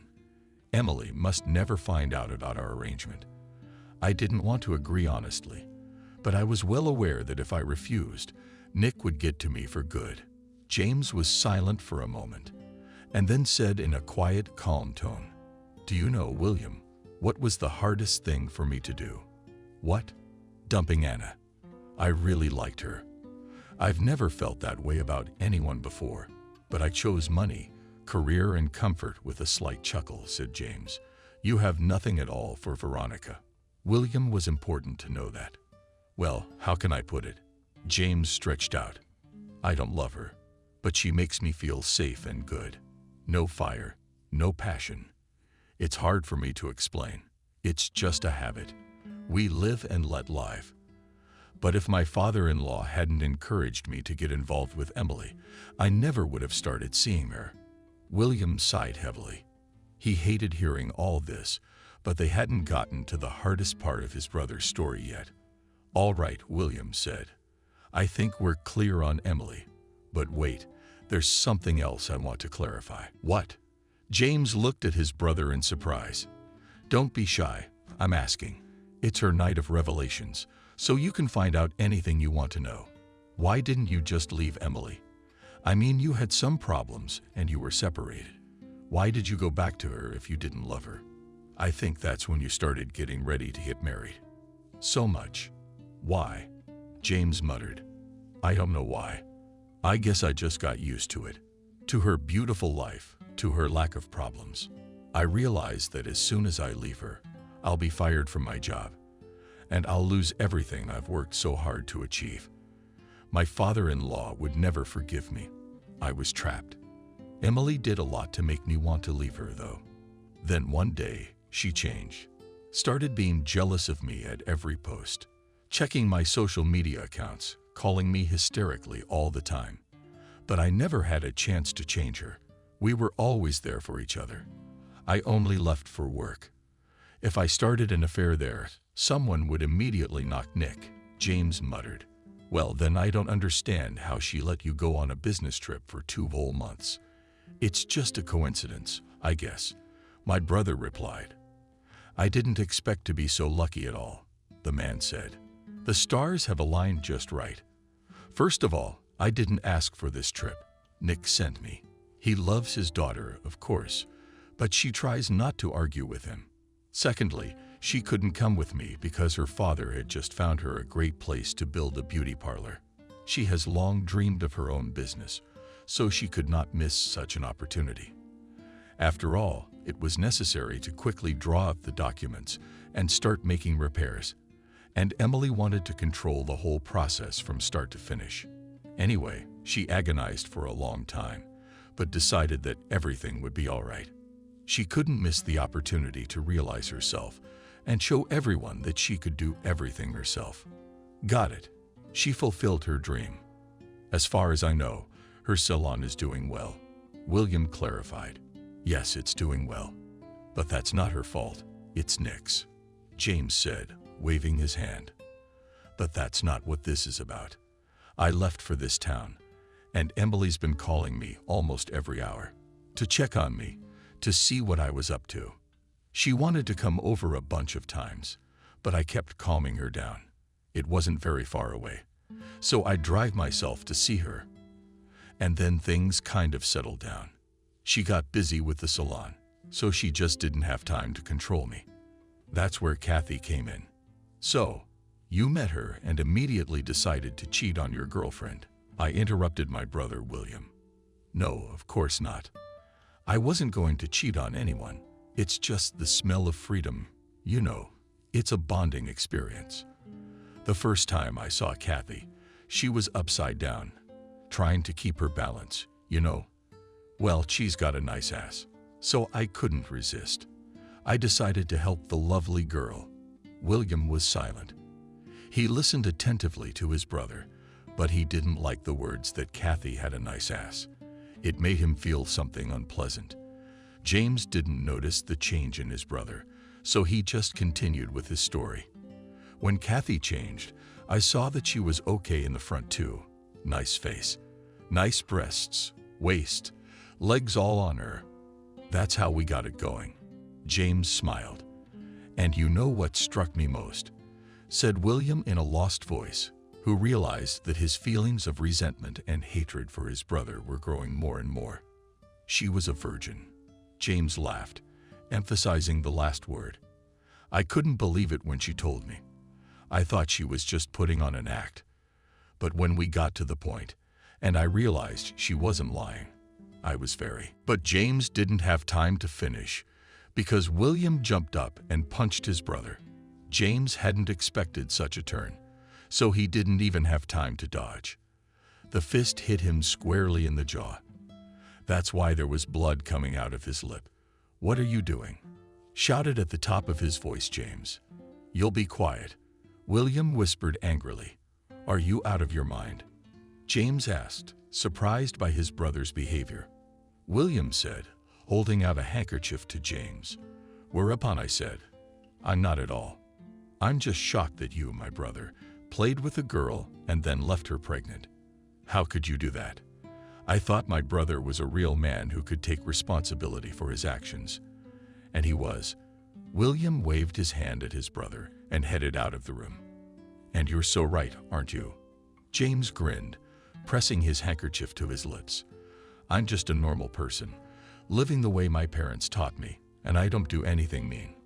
I don't understand why you're so full of shit, William said hatefully and walked over to his brother. He didn't want to talk to him, but he had to know everything to the end. So he asked the main question. Tell me, did you know that Kathy was expecting a child? I didn't know anything when I left, James said, touching his lip and wincing at the pain. His jaw ached terribly, blood was coming out, and James was angry at his brother, at himself, and at Kathy, who was to blame for everything, according to the man. When you found out she was pregnant, after a while she somehow inexplicably found me on social networks and wrote honestly. I was shocked when I saw her message. I mean, she didn't even know my last name. The SIM card, the number of which she knew and immediately threw away. It was a working, simple phone at work, said that I lost it. They gave me a new one. Why'd you run away? You didn't even call her or break up with her like a real jerk. And when you found out she was pregnant, you didn't contact her either. Why not? Yours again. Why did James get angry? You're asking why. What could I possibly have said to her? I don't know, William said in a near whisper. You could have at least said a proper goodbye instead of just disappearing. Do you really think that's what she wanted? With a chuckle, James answered, wincing at the pain of the blow. Probably not. William shrugged. But when she told you she was pregnant, why didn't you contact her? That's what I don't understand. So what? What difference would it have made? James asked harshly, looking his brother straight in the eye. William just shook his head, and James continued. Exactly. It wouldn't have changed anything. I wasn't going to break up with Emily, so I didn't answer Kathy. I'd had a good time with her, of course, but that wasn't it. With her, I felt like a student who couldn't afford luxury gifts for a girl. She glowed with happiness when I brought her a crumpled rose bought in the underpass, or offered to drink coffee and eat a hiked dosha. But I didn't want to live like that. Emily and my father-in-law showed me a very different life, a more expensive one. I guess I would have understood you and could justify you somehow, said William. But I will never understand how you could not even ask about your child's fate. Stop, James said with a chuckle. Actually, I only knew about the pregnancy, the baby, and she didn't tell me. Kathy disappeared and never wrote to me again. That's why I thought she'd had an abortion. Shut up, William threw. I don't even want to hear it. You're just a coward and a moral freak. I'm ashamed that you're my brother. William left the room. The apartment was already quiet. Apparently, the parents were asleep. The guy tried to walk as quietly as possible to the corridor, took his jacket, and went out into the entrance. He didn't want to stay in the apartment. He needed a breath of fresh air immediately. This conversation had ruined his relationship with his brother, most likely forever. Kathy sat on the couch, holding the bones in her lap. They were looking at the multicolored lights on the Christmas tree. The girl was sad. Christmas was due in a couple hours, and Kathy was trying to understand. Why was she feeling so homesick? It hadn't been a bad year. Liam had hardly been sick at all. She'd gotten a pay rise and life had gotten a lot easier. In fact, she understood everything. It was William and his sneaky brother who had spoiled her impression of the past year. She regretted having met William because it made her have to remember one of the worst events in her life. After Kathy had slapped William back, she thought he would never appear in her life again. But that turned out not to be the case. He called her all the next day, but she didn't pick up. He kept calling and calling. So Kathy just blacklisted him. But that didn't help the girl calm down either. She wanted to get away from sad thoughts and heavy memories, so she looked at her son and asked Liam, "What do you think Santa Claus will put under your Christmas tree?"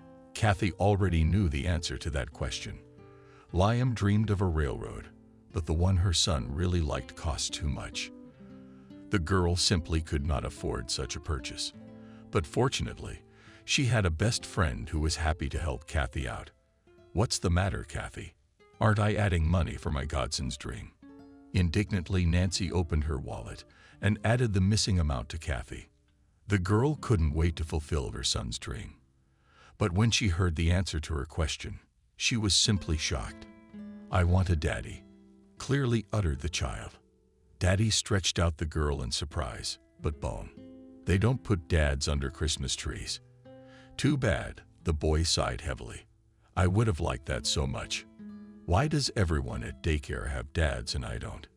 Kathy wanted to answer her son's question, but then the doorbell rang. "So I'll go and see who it is that came to us, and we'll talk," the girl said calmly. "Who you think it might be?" Kathy knew that Nancy and Ben had gone to the Alps for the holidays, so it certainly wasn't them, and no one else could have come to them. "Who's there?" asked Kathy, and looked through the peephole. "Santa Claus was heard from behind the door, but I didn't order it." "Did you make a mistake?" shouted the girl, not planning to open the door. Liam could see the animator and get upset, and she had no money, offered her a discount. But even with it, the price for Santa Claus services was exorbitant. The girl moved away from the door, but the call was repeated. "What on earth do you want?"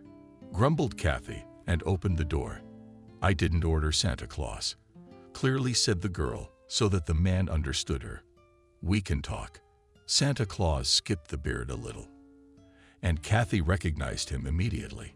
It was William in his Santa Claus costume. He looked great, like he was a real fairy tale wizard, but Kathy wasn't impressed with the surprise. "No, go away," through gritted teeth, she said, trying to speak as quietly as possible. "We have nothing to talk about. I've played the part. We shouldn't see each other anymore. Goodbye." "Kathy, why are you doing this to me?" "Yeah, my brother's a jerk, but it's not my fault. It's not fair to me. It's not fair." The girl was surprised. You can't deny me the opportunity to communicate with my own nephew. The guy said seriously. Come on with your nephew. You doubt it's your brother's son. We have nothing to talk about, shouted Kathy and slammed the door. Mom, who's that? Liam suddenly stepped out into the hallway. No one just made a mistake, said the girl. She took her son by the hand and led him into the hall. But then the doorbell rang again. I told you you were wrong. Goodbye, Kathy shouted angrily, loud enough to be heard outside the door. Who's that? Asked the boy, coming close to the door. Santa Claus came from William's cheerful bass. Mommy, it's Santa Claus. Open up quickly, joyfully shouted the boy, clapping his hands. Son, Uncle's joking. It's not Santa Claus, said the girl to her son and turned to the door. I told you to go away. I'll call the police. The girl hoped this would scare William into leaving. But no, the guy rang the doorbell again. Kathy sighed heavily, and the boy ran to the door again and shouted, Who's there? It's Santa Claus. I brought you presents. I know your name is. Liam spoke William to the boy. He realized that only with the help of his nephew would he be able to get into the apartment. I'm right. I also know you've been good all year, so you'll get presents. Liam stood by the door, holding his breath. Kathy was terribly angry, so she swung the doors open to put the guy in his place, but immediately regretted her decision. Liam saw Santa Claus and rushed over to hug him. It's the real Santa Claus. Mommy, look, Santa Claus even knows my name. And you didn't want to let him in. But he's real. Excitedly, the child shouted all the way down the stairs. He grabbed Santa Claus by the sleeve and started dragging him into the apartment. Santa Claus, come on in. We got potatoes and a nice salad. Come on in, we got a treat for you. The girl realized she couldn't get rid of William now. The guy was fun. He gladly stepped into the apartment and went with the boy to the table. Kathy, however, tried to show her displeasure, but she failed. She was pleased to see William playing with her son and how happy the child was. Strangely enough, they quickly found a common language. Liam was diligently telling Santa Claus a poem he had recently learned with his mother. What did you get a present for? A huge construction set. The boy just squealed with happiness. Well, now Kathy closes his eyes and you. Santa Claus has presents for everyone, said William. No, I'm a big girl now, Kathy. I tried not to look at him. So what? Girls get presents too. Don't they, Liam? Santa Claus said cheerfully and winked at the boy. Mom, come on, closing your eyes and putting your palms up. Come on, Kathy, closing your eyes and putting up your palms. The girl stubbornly shook her head negatively, but then Liam intervened in the conversation. Mom, why are you so mean? You can't argue with Santa Claus. Let's close it. Please, Mom. Santa Claus is now offended and will leave and will never come to us again, he said. The girl had to obey. She closed her eyes and reached out her hand to William. Suddenly, something small and cold touched her hand. Kathy opened her eyes and saw a bracelet with a small pendant that said family on it. Kathy, you are my family now. William spoke softly, looking into her eyes. For the rest of the evening, Kathy was overcome with confused feelings. On the one hand, she was happy. She felt incredibly warm watching William play with her son. She had never seen Kostya so happy. The boy ran up to his mom all evening and said, Mom, we have a real Santa Claus visiting us. Can you imagine? A real one. Kathy only smiled in response to his words. On the other hand, she was afraid. She was afraid that when the chimes struck, William would disappear and she would be left alone again with a child who lacked male attention. It was 11:40 on the clock. Liam suddenly fell asleep right on the floor next to the new construction set Santa Claus had given him. Move him to the bed, William asked in a whisper, looking at Kathy. She nodded. The man took the sleeping boy in his arms and carried him into the room. The boy was so tired from playing with the fairy wizard that he didn't even wake up. William laid him on the bed and covered him with a blanket. He didn't want to think about his brother at all, who had decided to cowardly run away the morning after the conversation. But he couldn't just run away like that. Nervous, he quickly pulled up his shoes, causing him to drop his shoes in nice. His mom woke up from the rumble. "Ben, where are you going?" asked the worried woman. Peter appeared behind her, and William, who stood and tried to hide a wry smile. But he wasn't very good at it. "Hey, Mom." He didn't want to think about his brother at all, who had decided to cowardly run away the morning after the conversation. But he couldn't just run away like that.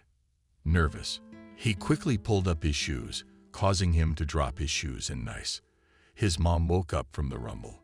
"Ben, where are you going?" asked the worried woman. Peter appeared behind her, and William, who stood and tried to hide a wry smile. But he wasn't very good at it. "Hey, Mom, it wasn't Emily who called. I think she's in labor."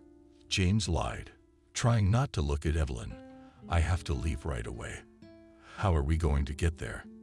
asked William and James' father. The parents were very surprised that their son wanted to just run away without telling them anything. "We don't have a car. How are we going to get there?" "I thought you said you could drive us to your aunt's." "Well, nothing. You'll figure it out somehow."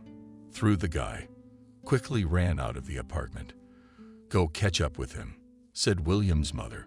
"Or rather, let him wait for us while we get ready." William ran after his brother, but not to persuade him to come back. He just wanted to look into his eyes one more time and say a few words of farewell. He didn't like it, of course, but he needed to finish last night's conversation. James had already gotten into the car and was about to close the door, but then he heard his brother's voice. "But you're a coward. I thought you'd think about it and tell Mom and Dad. If your son doesn't have a normal father, he could have loving grandparents and an uncle. And you turned out to be such a coward, running away with your tail between your legs again." The boy looked at his brother with contempt. He really wanted to hit him again, but he held back because he realized that his mother was watching them from the window. "Who are you to tell me how to live my life?" James hissed through his teeth. "I'm not going to lose everything I have because of a mistake I made a few years ago because of some girl's momentary weakness." William would not listen to him. He knew that if he stayed, he wouldn't be able to help himself. They would fight again. He turned and walked toward the driveway. If his mother saw him hit him, he would have to tell them everything. But he didn't want to. Why would he? It wouldn't do anyone any good. So William tried to keep his common sense and just walk away. "Wait," James called out to his brother. "Well," William turned to him. "Now you're going to tell the parents everything about Kathy, about the baby." "No, but if I were you, I'd do it myself." "But you're a coward." William smirked. "That's right. I'm sure you won't," James said, ignoring his brother's words. "That's right. It's not my truth." William climbed the stairs, but he was in no hurry to enter the apartment. He was too annoyed, so he wanted to calm down a little. He didn't want to tell anyone anything, not even because he was worried about his parents' reaction. He felt sorry for James' wife and future child. The guy didn't want to interfere in someone else's life and ruin his brother's marriage. But he really wanted to support Kathy and her son, who his brother didn't care about. William decided that he wanted to socialize with them, to help them.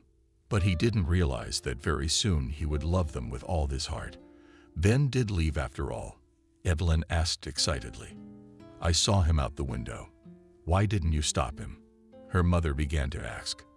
"His mom called him Emily. She's very worried and not feeling well." William's parents were about to arrive, and she couldn't calm down. "Kathy, pull yourself together," William said quietly and put his arm around the girl's shoulders. "Everything will be all right, I promise." But she hardly listened to him. She was terribly nervous and couldn't help it. The doorbell rang. It made Kathy look very pale. William went to open it. "Hi." "Hi, Dad." The girl heard the cheerful voice of William. "Well, how did it go out?" "Great. and I want to introduce you to my favorite girl. Meet her, said the guy, entering the living room. This is Kathy. So we're Evelyn, she started to say, but immediately glassed. Kathy, you said this was Helen. I don't understand anything anymore. William, please explain. The woman slowly sank down on the chair. Peter did the same. Yes, of course, now said the guy, gathering his thoughts last time. I deceived you a little. I didn't really have a girlfriend, Lena. I said so you wouldn't worry about how my personal life was turning out. But when you said you were coming to meet my fiancé, I was terrified. So I started looking for someone who could play this difficult role. But things didn't go according to plan. And I did find my love, Kathy, said the guy, hugged Kathy and smiled at his parents. So, wait, Mom. Give all the details later, interrupted the guy. You wanted me to be happy. I am now happier than ever, said William and paused. What else? I also have a son. What? What son? For Evelyn looked completely confused. I don't understand. Kathy's pregnant. No, but she has a beautiful boy named Liam. I want to marry Kathy and adopt him. But that's a big responsibility. Someone else's baby. No, Mom, it's not someone else's baby. He's my own, and I love him. You will too, I'm sure, said the kid. Really? Kathy, call your wife. Have her bring Liam over. William looked at Kathy, who had been sitting still the whole time. The girl flinched as if coming out of a stupor and ran to the phone. Evelyn wanted to take advantage of the moment when the girl left the room and talked to her son. But when she looked at him and saw how much love and happiness was in his eyes, she didn't interfere. The woman decided that life would put everything in its place. And life did. Evelyn and Peter really fell in love with grandson Liam. Grandma Dasha looked at the boy and did not understand why he looked so much like little William. Exactly like William, not like his biological father. The fact that Bones' daddy was James, they never found out. William and Kathy didn't want to tell. They were fine as they were. James tried to communicate with his relatives as little as possible. He was afraid of losing everything if the truth came out. The man had achieved too much to lose everything because of what he said was a mistake. He loved money, he loved luxury. But if Emily found out about the affair and the baby, his father-in-law would strip him of everything he had. So for the sake of keeping the secret, he was ready to give up even the nearest and dearest people. Everyone was happy.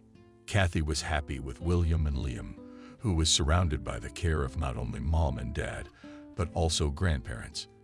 This was something the boy could never have dreamed of. And James was happy, surrounded by power and money, an unloved wife, and a father-in-law who was killing the man more and more. Everyone had something they aspired to. Well, who's right? Life will show.